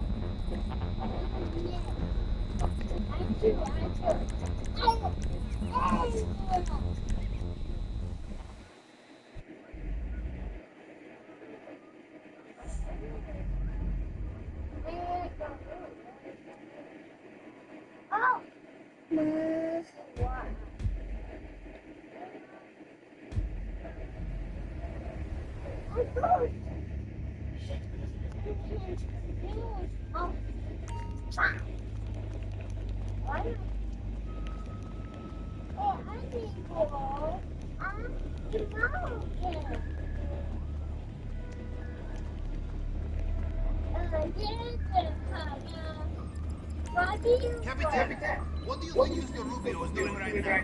If you listen very carefully on sonar, you can hear him screaming. Let's go get the bow. It's like all these setups. They're tedious. It's not really difficult or hard. It just takes time.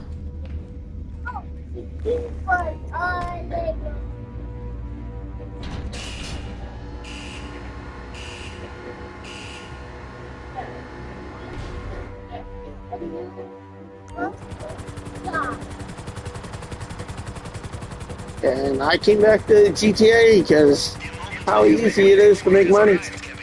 I remember a time that was hard, like just getting 10K for a job. It takes 10, 15, maybe even 20 minutes to do. And that was a good payday. Legit and all, but not fast enough to get some of these real expensive items in the game. Biggest thing I want, the Luxo course, $4 million. That's not including all the money that goes into the research and whatnot. It's like, yeah.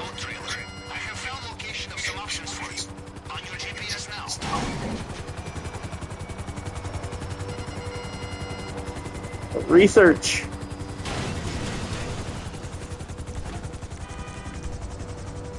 This. And we're gonna call up. Always wanted this thing, and the Kyle for guys gave me a reason to buy it. And it's a personal vehicle. Cool. I wish you could customize it. I really do. Put this thing out.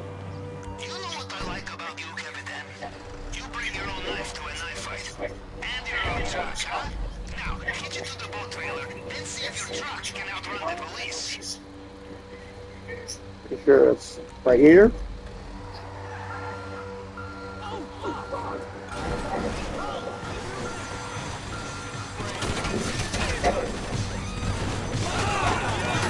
But guys,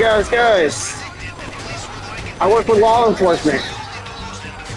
I'm just transporting this to a more safer, secure location. Honestly, it's too easy to get in here. You don't even have a lock on the gate. It wouldn't matter if they had a lock on the gate. All it takes is just ramming it. Put a chain, a ring, any kind of lock that's meant to keep a physical human, not using unconventional means like ramming it with a car. It's like, yeah, that stuff will work, but just hit it with a truck. My truck definitely big enough, but damage. But yeah, that stuff would be dangerous.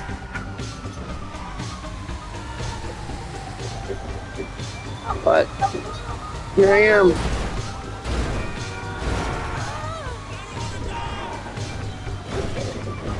I assume it's in one of the warehouses nearby. Or why else would you transport it here?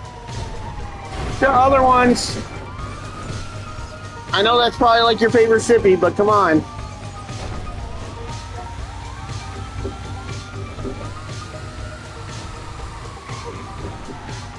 Crap. You're fine. I like having that trailer detached.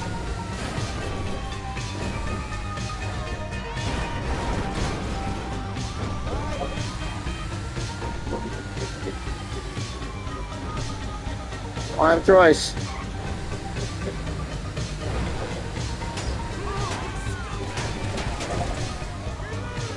And of course, we're going to keep lining up to where I'm going.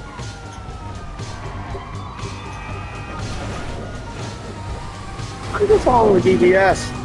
That's why I can get it there and drop it off.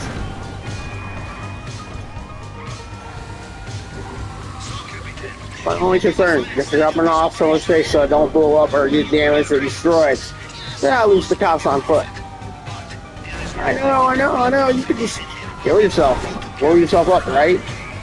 Problem is, with the cops in there, they're going to compensate this semi. Well, not technically. It goes back and blah, blah, blah, blah, blah. You just call it back in.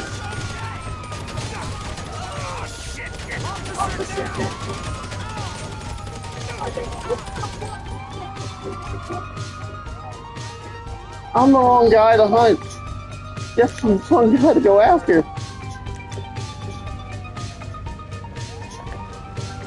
It's risk to your agency. Agency, yeah, it's the company. Like your agents. Like people you're sending nationally. It's like, yeah. What they plan to do? All these guys, they shoot on sight. They don't try to arrest you or anything, so their only thing is to kill you. That's an overreaction. All I did was take a boat. Yeah, it was in police impound, but come on. Is this a joke? 3-star warrant level. Aggressive. So far, not counting the people I hit that were in my way. But I had to shoot 2 of them. Just so they wouldn't follow. Used a very dangerous weapon. Assault rifle, and I got 3. I mean, I got more than 3 total, but here's traditional. And every single one of these are Mark II variants. Increased damage and whatnot. It's like, yeah.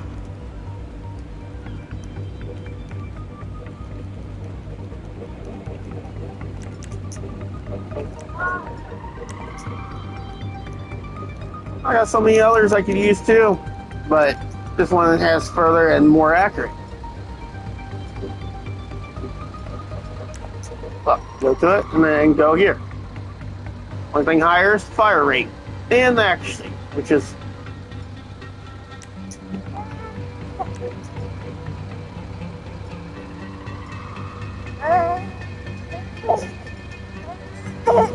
what? Look, move, watch out. To show you. Here. Steve, go. Untrick him. Alright, trick my others. How's that?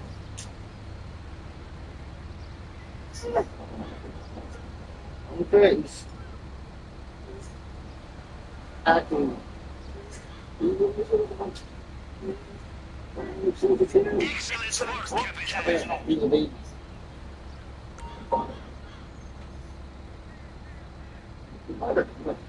Yeah. Oh, there's a big thumbs up. No, you don't. Oh, sure does. That's okay.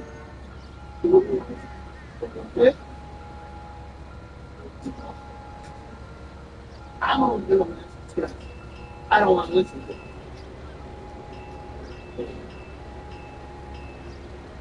I'm very pleasant to listen to in the backyard. And it sounds like I'm annoying him. No. He's not a bird. Sometimes Dad's just busy. Here. Look at that. Took the drink. What I did was take the 2 from this and put it in that. Technically, one of those were full enough where you would have been able to drink it still. But I think he likes the drink full up. Don't you? Anyways,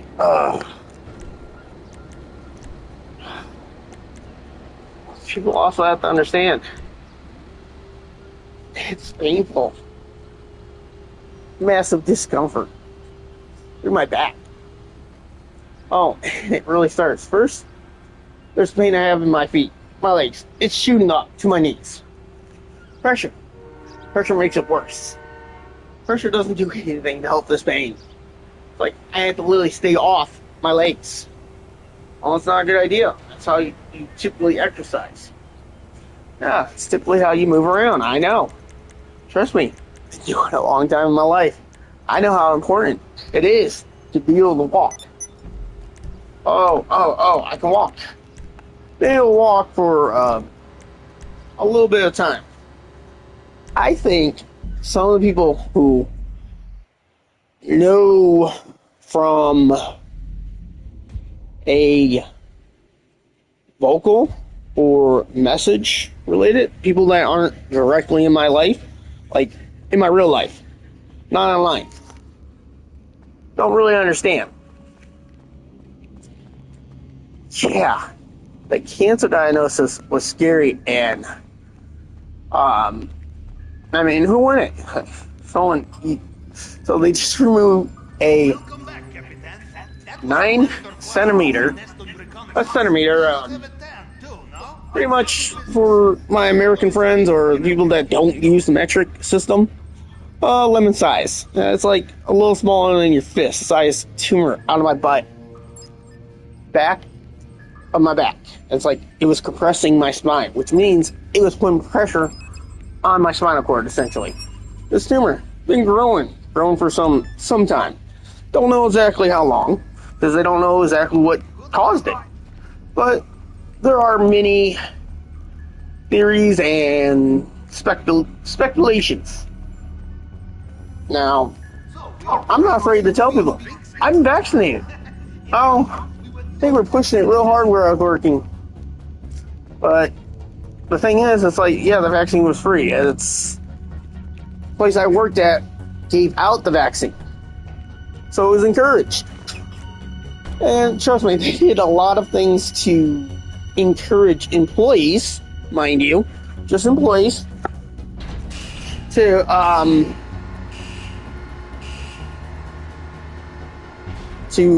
agree to this vaccine. It's like, yeah, because vaccines are supposed to be good, right? Problem with these vaccines is they didn't go through, well, I don't want to say this. I think they got developed too quickly. I don't think they could have tested it and properly done what you're supposed to. I'm sure they were in compliance with FDA or whatever regulatory systems are in place. But here's the thing. They came up with that vaccine pretty quick. Like some vaccines, some cures, and it's not a cure. It's pretty much lessens the symptoms because it induces a weaker, I don't want to say a variant, but a weaker strain of the virus. Well, with something like this, it has all sorts of complications.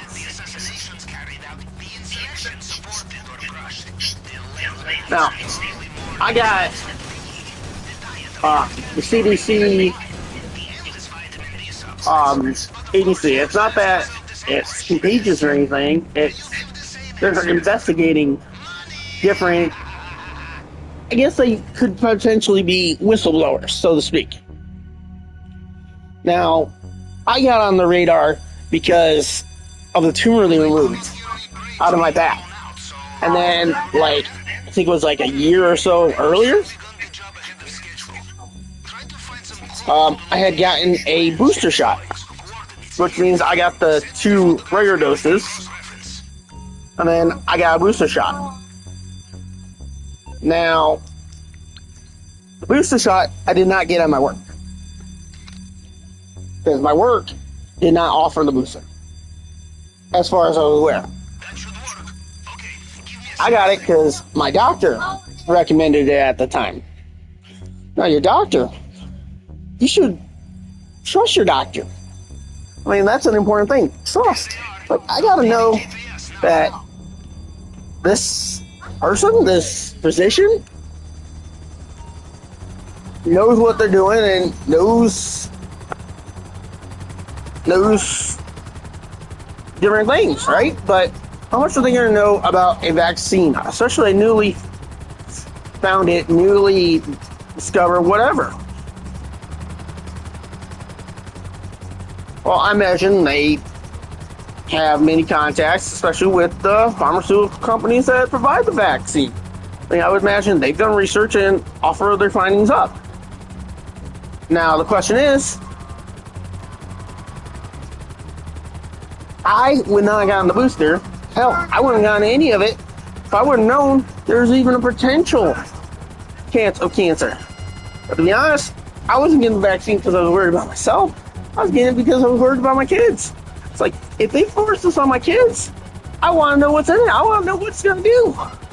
Because my kids, their future is everything to me. Like, it's the one thing I'm not going to be able to see. Not fully. Not if everything goes according to God's plan, your plan, whatever. I mean, it's just biology. You want your kids to survive longer than you do. And you ideally want them to live longer than you did. Worst thing I think any parent can do is bury their kids. Because, I mean, I don't want to say parents are at fault or failure or anything like that, but you're not supposed to do it. It's not natural. Your kids bury you. And that's what we do as humans. And it's actually kind of common with some species, right? I think elephants even do it. They don't, like, dig a massive hole, but they cover them. And the act of covering your dead, these bodies, whatnot, can stem from a whole bunch of reasons. Biggest thing I think is to avoid it being taken by predators or scavengers, really. But yeah, you don't want that body to be eaten by, but it's going to when it decomposes and breaks down. But you're not going to see it actually doing that, so it's not as much of a problem.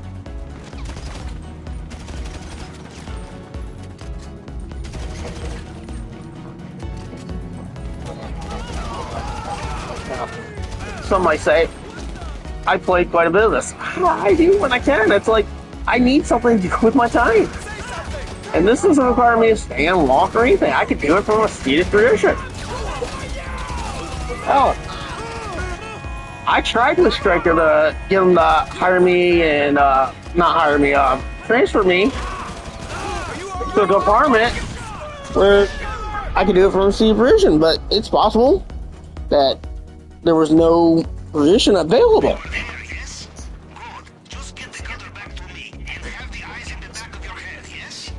It's like, I could get around in a wheelchair. And yeah, I've seen some, not many, people in wheelchairs get around and able to do some work, but they are limited. And that's actually what it said on my doctor's note. Limited.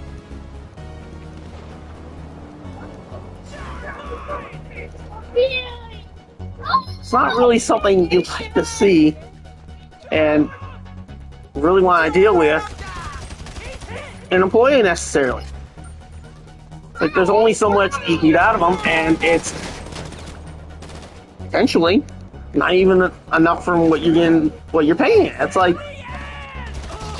from a business standpoint, you want your employee to be able to do anything you ask them under normal circumstances.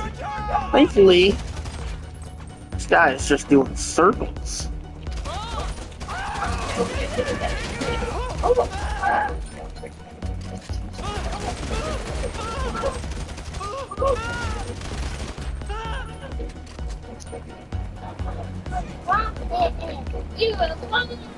Now,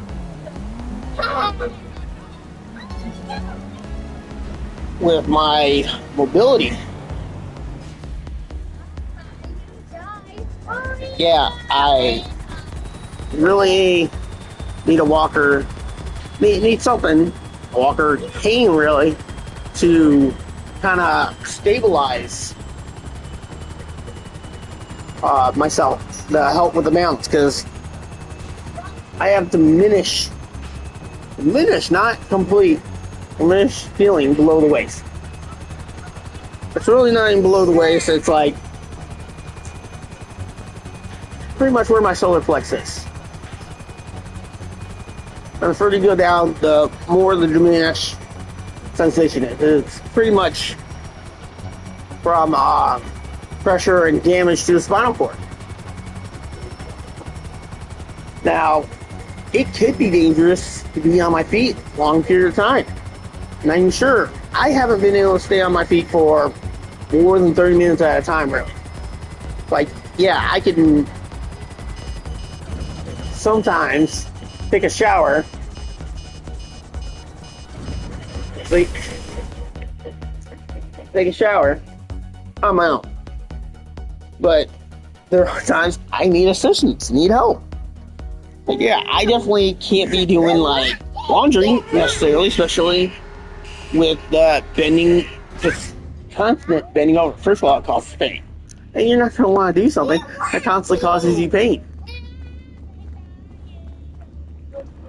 Anyways, so that's a problem right there. Especially in your own home. It's like you end up hurting yourself worse because you're doing something around the house. It's like, how's they really going to pay for that? Yeah, there's renter's insurance and whatnot, but when it ultimately comes down to it, you cause the injury yourself. You're ultimately responsible for your own injury if you do that.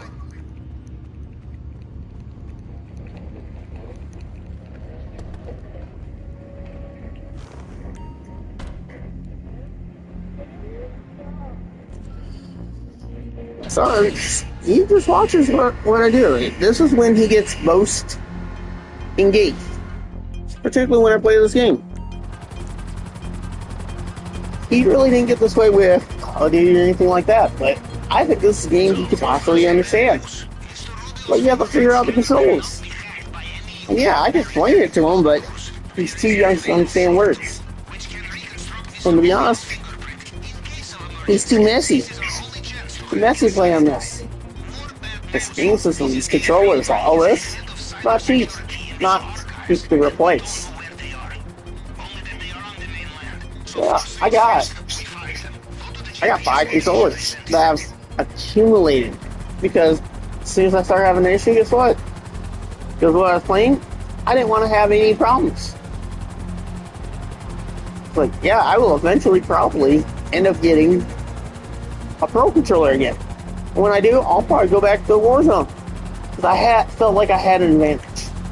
Not an advantage, it's something that there are plenty of people that actually use those. Like, you have an unfair advantage because you get money and you have the ability to buy a controller with backlinks.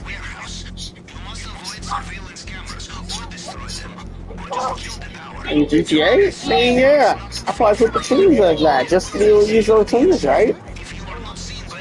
But it's not necessary. It's like, it doesn't give you that big an advantage, but when it's a competitive, especially first-person shooter, you can have a huge advantage by being able to utilize more fingers and increase response time. Me, I had it on my slide and crouch and whatnot. So when I'm running, I could just slide and move. It gave me an unfair reaction time. And yeah, I love being people accusing me of cheating when I wasn't. It's like, yeah, modded controller. It's like, these things, they're allowed. It's like, who decided how the controller be set up? It's like, maybe it's just better for me, right? It's like, yeah. Oh, I can hold it like this if I want, right? Utilize more, but you can still utilize back buttons. It's like, yeah. Like, controllers normally have it because it's not really needed for all games.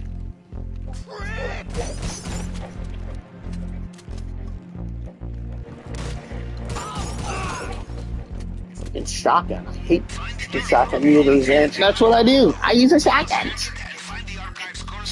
Oh. Shotguns are just in the Call of Duty Warzone. Oh, trust me. They're what I like to call situational weapons. Yeah, you could potentially team it up with a sniper if you want, but it's not ideal. If you want, ideally, at least a mid-range weapon. Shotgun's not really mid. It's close. It's only close. It's like, you got submachine guns. They can be used close to somewhat mid. But then you got assault rifle. Mid to long. It does okay, but you want one of the And because with a sniper, that's maybe mid to long.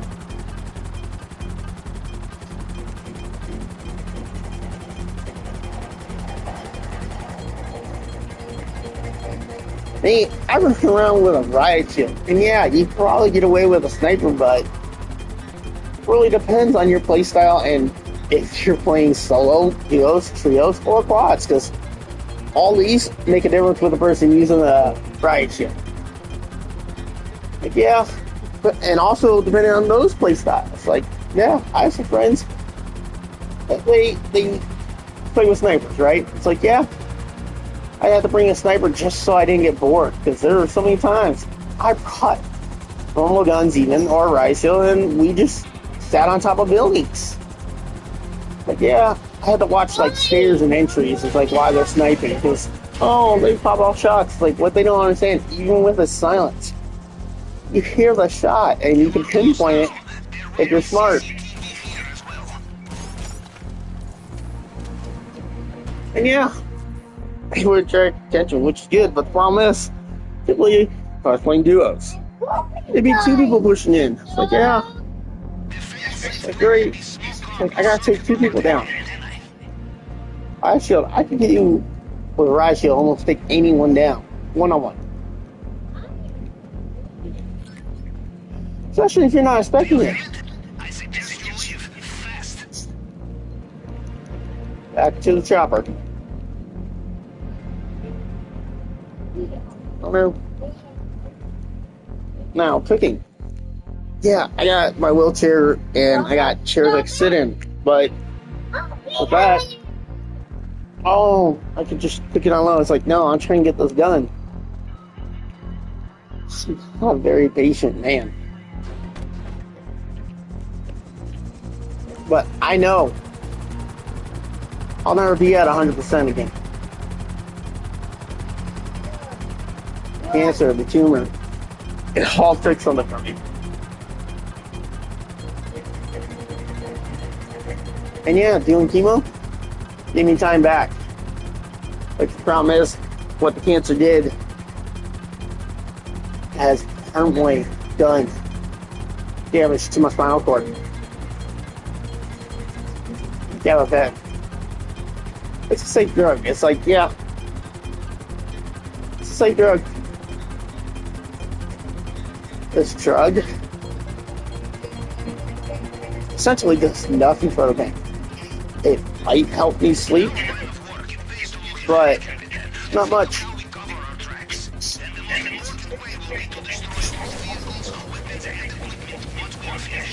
Like, yeah, I don't want to be on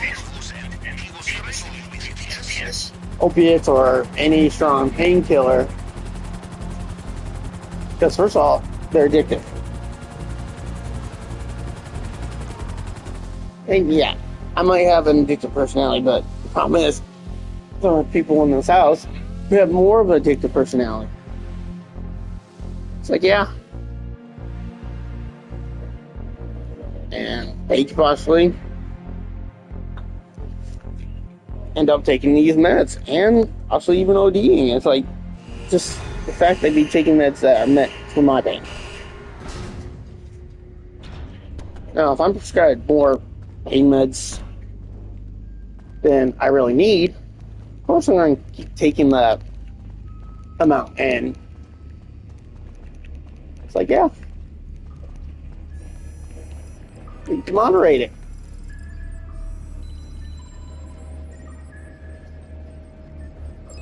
Because different things will cause pain, particularly like when I do something like PT.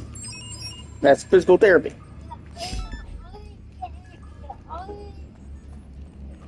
Essentially, in my opinion,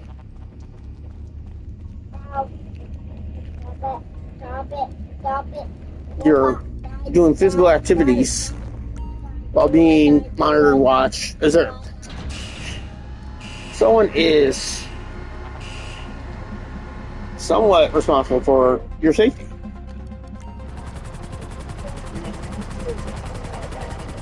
Now, these meds can have a range of side effects and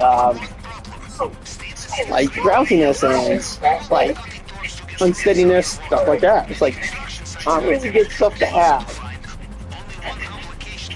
when you're trying to, because I got issues in both my legs. I didn't have that problem before I had the surgery though. Now, I believe that tumor would eventually done this. Given enough time, they had no choice but to operate. And I think the surgeon did everything he could. What I'm a little annoyed about, though, is right after this, I find out I have COVID, which set me back. Set me back like 10 days. I had to be in isolation because, and I mean, I get it. Great. Dude, freaking locking on. Just, I can't even sleep on it. So I just gotta kill everyone. All these just first heading towards. What's hilarious is, yeah, guards, yeah, but to be honest, I might be more worried about the workers. But good thing, workers.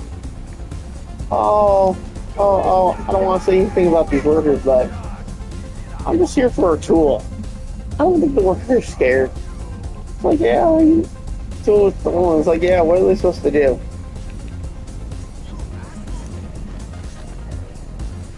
Oh, nice hot tub. Like, yeah, you have all these houses that you can't own. Right now, I'm swimming someone else's pool. Oh, trust me, it's awesome. Swimming in someone else's pool. It's terrible. Fool yourself.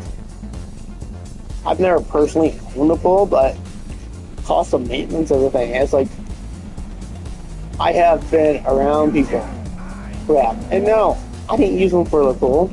They would invite me over. Go swimming and hang out. It's like, yeah, it's a great thing to get people, especially during the summer. Hey, hot. But then it's like nothing else to do. Oh, you can go to the lake. Oh, I'm going to the lake this year. Trust me. Get off land. Like, yeah, still drive. Yeah, take us. Oh, but not without someone else to help watch the kids, because I can't keep an eye on all of them, right? That was a trust issue, right? It's like, yeah, I can't trust these kids to watch each other. Not really. Okay, where the heck? I'm just thinking about it. It's like, yeah. The beach on a nice hot day. It's like, yeah.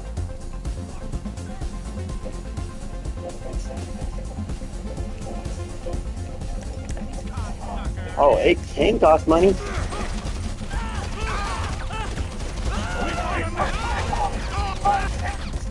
It didn't have to be this way. It really didn't. This is my fault, guys. Oh, trust me, I'll take ownership, or I'll take responsibility for it. It's my fault. I came in with rockets and I decided to blow them up.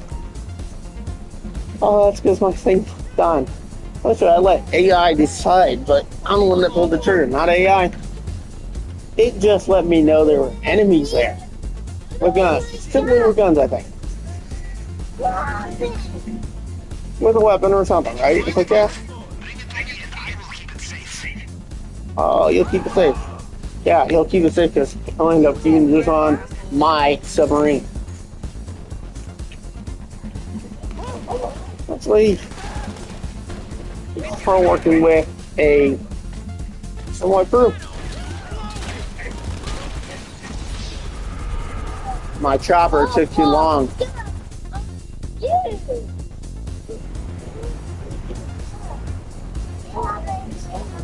All this because I shot off a couple rockets. And I don't even think I killed anyone, to be honest. I killed one person. Because of that, all these other people.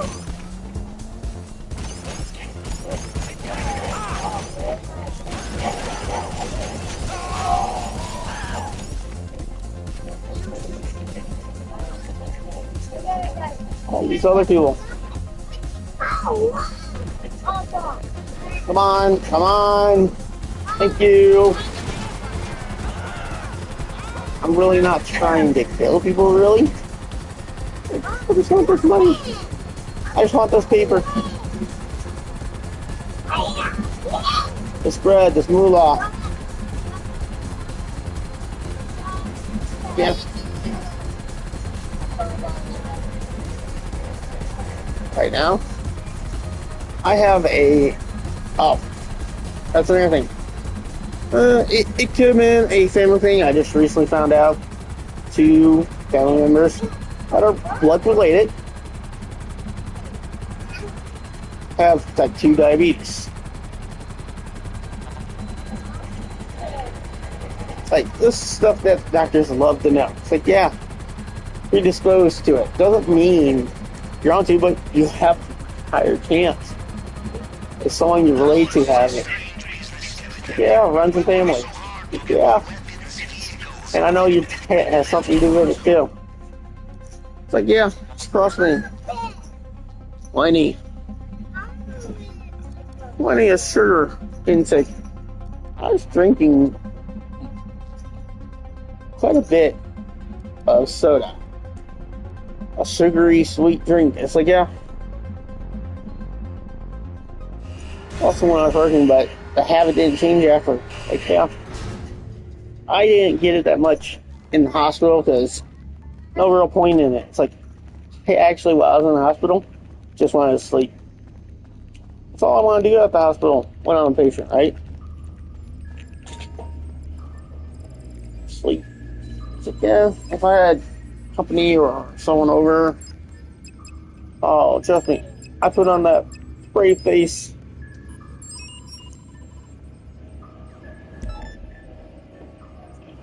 But when I'm at the hospital, shit is just boring.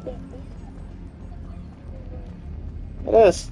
Pretty much tell you where you can come and go and stuff like that. It's like, yeah. Like, you'll fall with. It's like, yeah. He put me in a bed with a sensor. Let it go off if I got out of it. Pretty much, essentially, alerting someone. Oh, I also had a call button. Didn't like using that because call the nurse or whoever's there. It's like,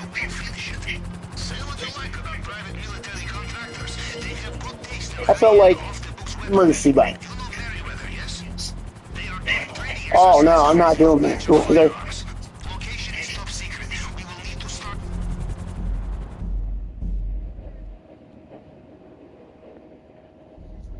Right. Here's what I'm thinking. I'm in a little less pain because I've taken some, we'll call it meds. My meds are, because I'm allowed to take herbal meds. Technically, yeah. Just don't want to know. Here's the funny thing. It's like, yeah, insurance. So I have, I'm just going to say, lack of a better word, this is what I understand. It's possibly state.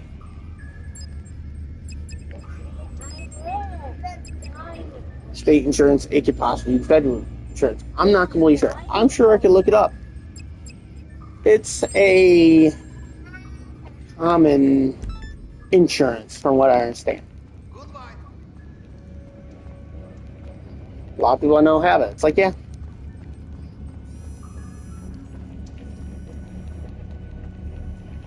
Oh, I know insurance. Trust me. No. I'm not Meriwether.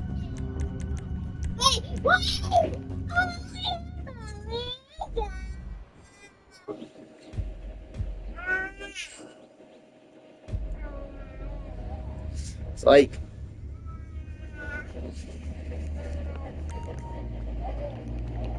one these slow gray areas. I do.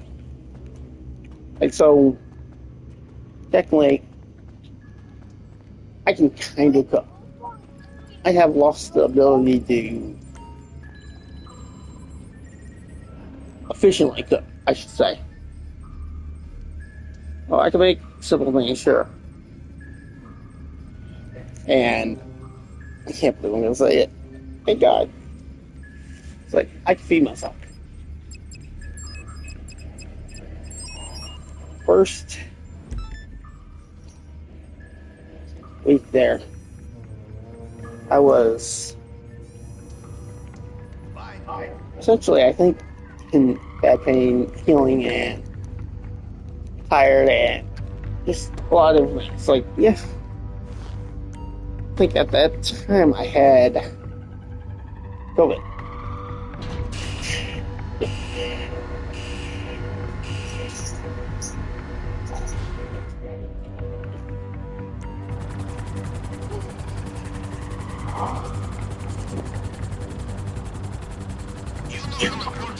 Is what we need to be otherwise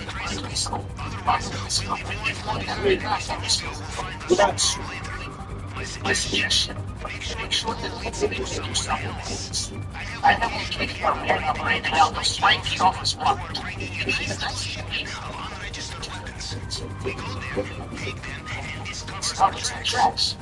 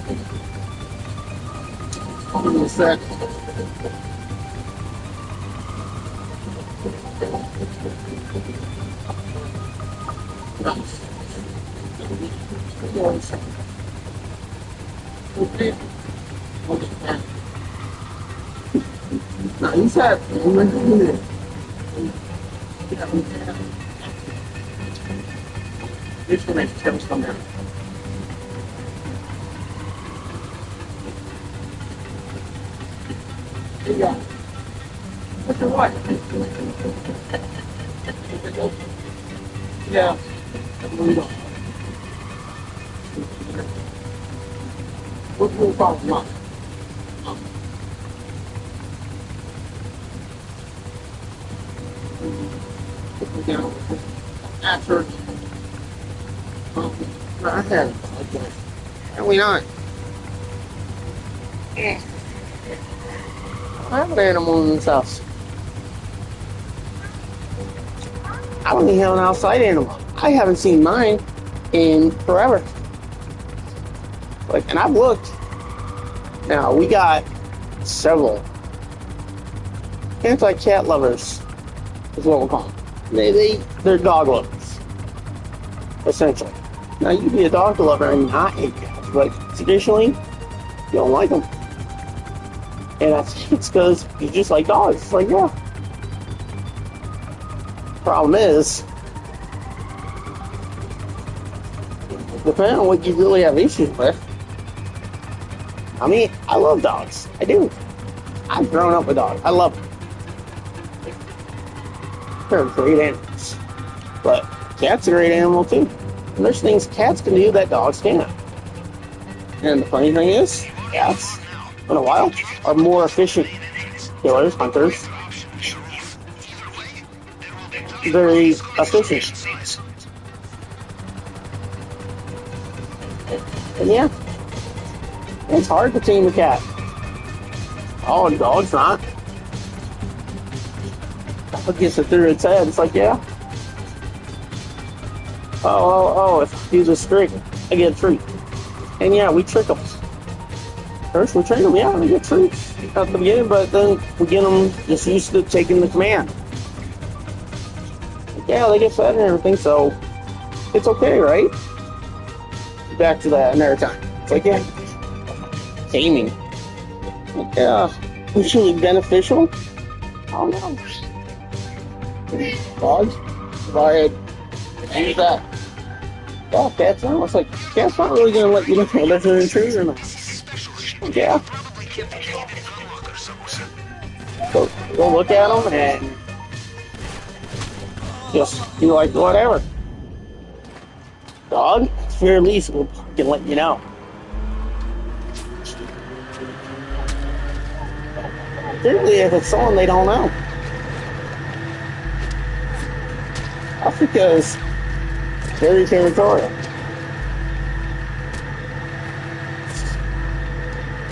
I thought this thing had auto target. Yeah. I wouldn't say it's a glitch, but it's an ability. Not very utilizable on PvP, but PvE with the going against AI, yeah. Huge group of ghostly grouped NPCs. Not gonna die.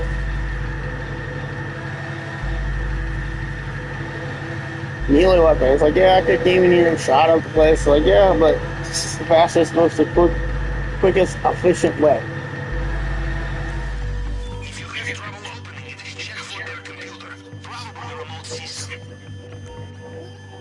We're under like snow or winter, but it's like halfway because think about it. Well, we're in spring, but you have to remember this is Michigan weather. Oh no! Take away the state I live in. Oh, it's equal on a state level. Where are you?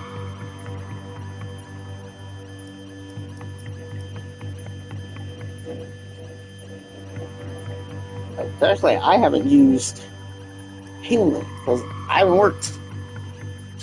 Like, I get billed and like stuff on my medications. Like, I look at it and frown and then I laugh. It's like, how am I supposed to pay that? It's like, I got no money.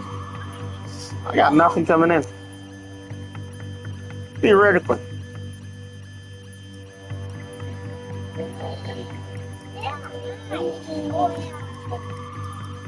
Found it. Right back. It's like, I prefer the pattern. It takes me a little while. It's like, it used to not.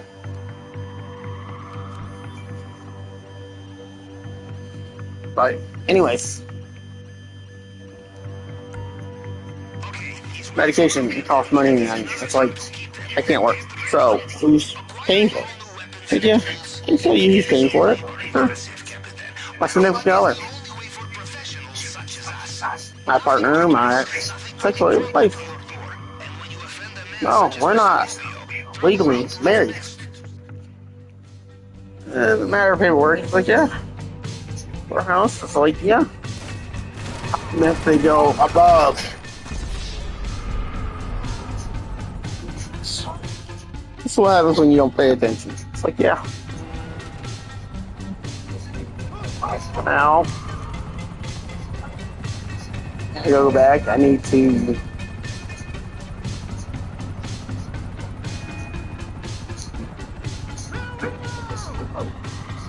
Yeah, I can call my deluxe. I'll fly up there and get it.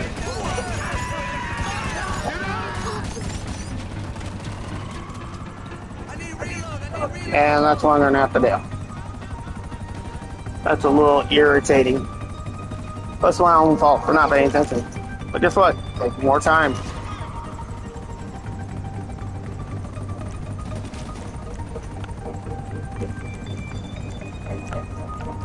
Costly mistake, yeah. First of all, it's cost me time. And in this game, time is money. It's been established. Time is always money.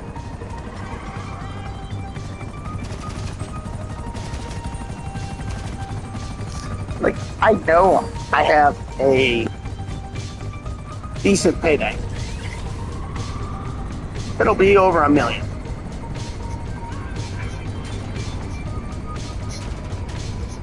Not much more over $1 million, though. They nerfed this for sure.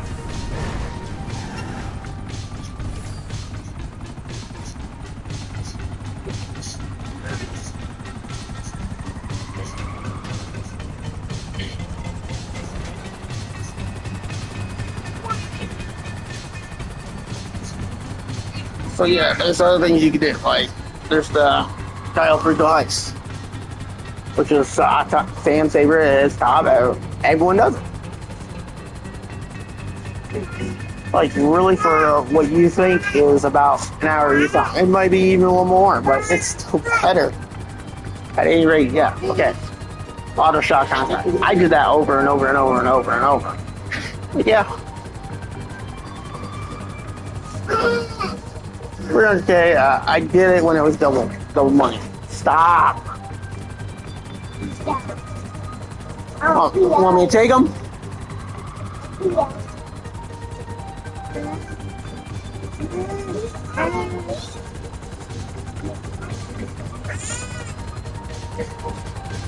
Yeah. Good things. Scrambled eggs. Put them on a burrito, taco, whatever. It's like, yeah, it's good.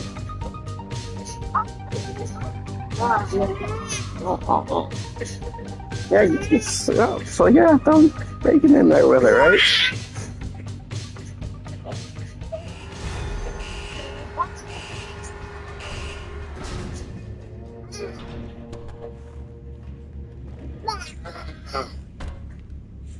Ow.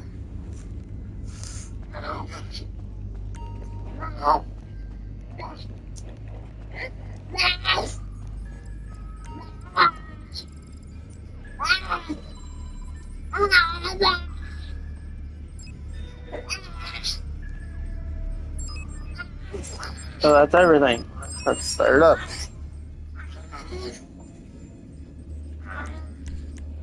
And yeah, I'm not gonna do the sales missions, the tow truck missions right off when I get done with this. Essentially, I'm gonna use this as taking a break from the game. Don't leave it on, but I'm gonna go essentially what could be equated to dinner. Are you hungry?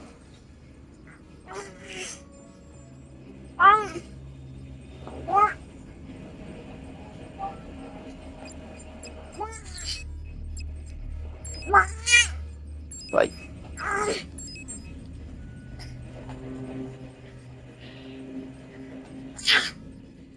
I don't think he's hungry because his brother has donuts. Trust me. When he sees that guy have anything, he goes straight for it. I got something I really can't get him. It's spicy. And you don't understand.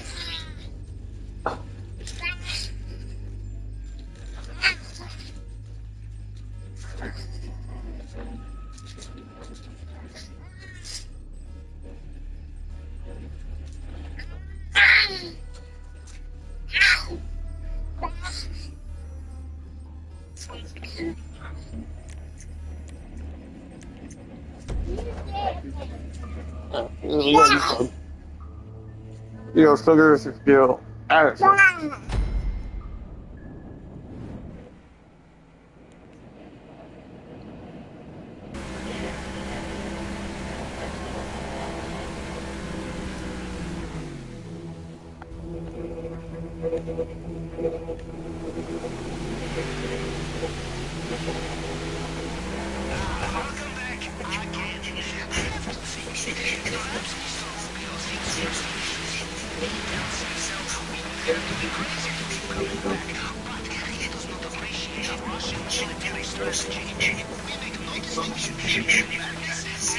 Yes. Okay, let us give you another lesson. Not long now till landfall. Take your time. The night works for you and against the odds. GPS tracker will have your position. Access compound CCTV once you are inside. Remember, cameras everywhere. Almost like Mr. Robot feels a little paranoid sometimes.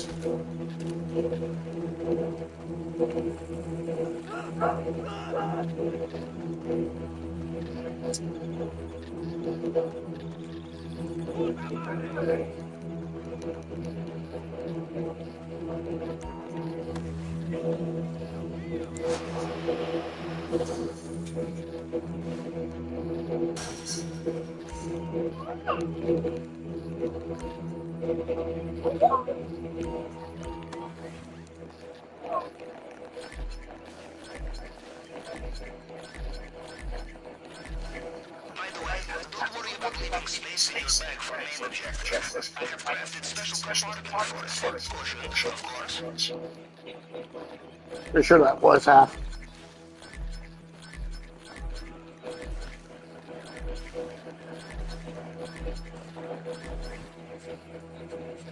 And these things work, so I'm gonna grab the other one that's like, I don't feel like wasting time. I'm on top of that thing to get there, because I'm gonna get the soup anyways.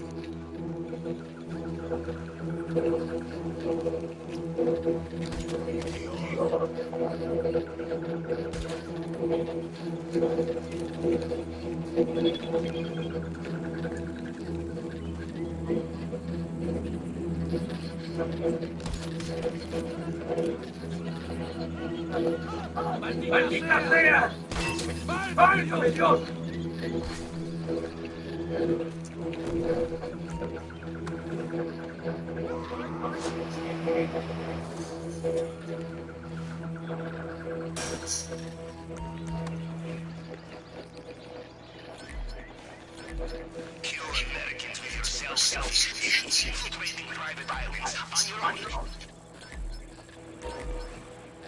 Cool.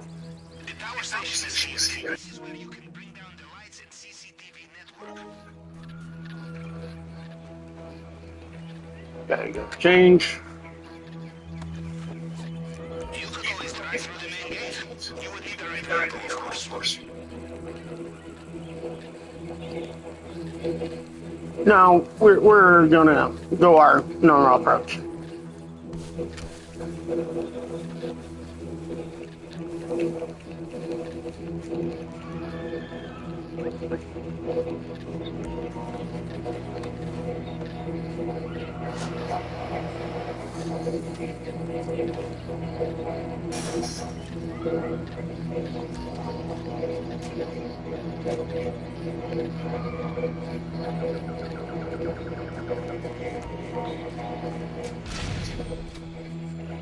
Okay, no lights, no cameras.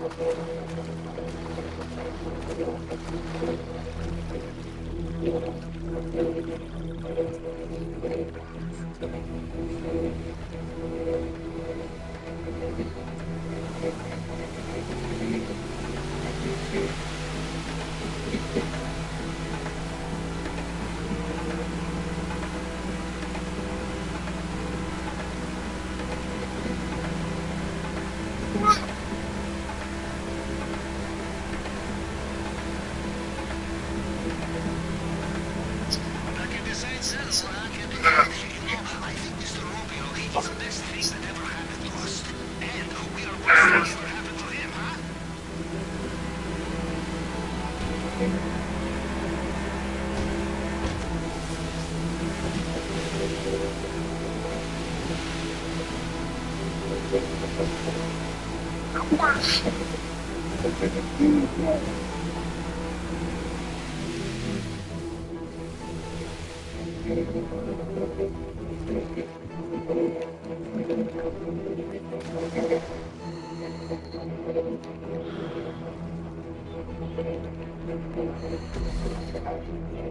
are a good swimmer. The maintenance room is not far.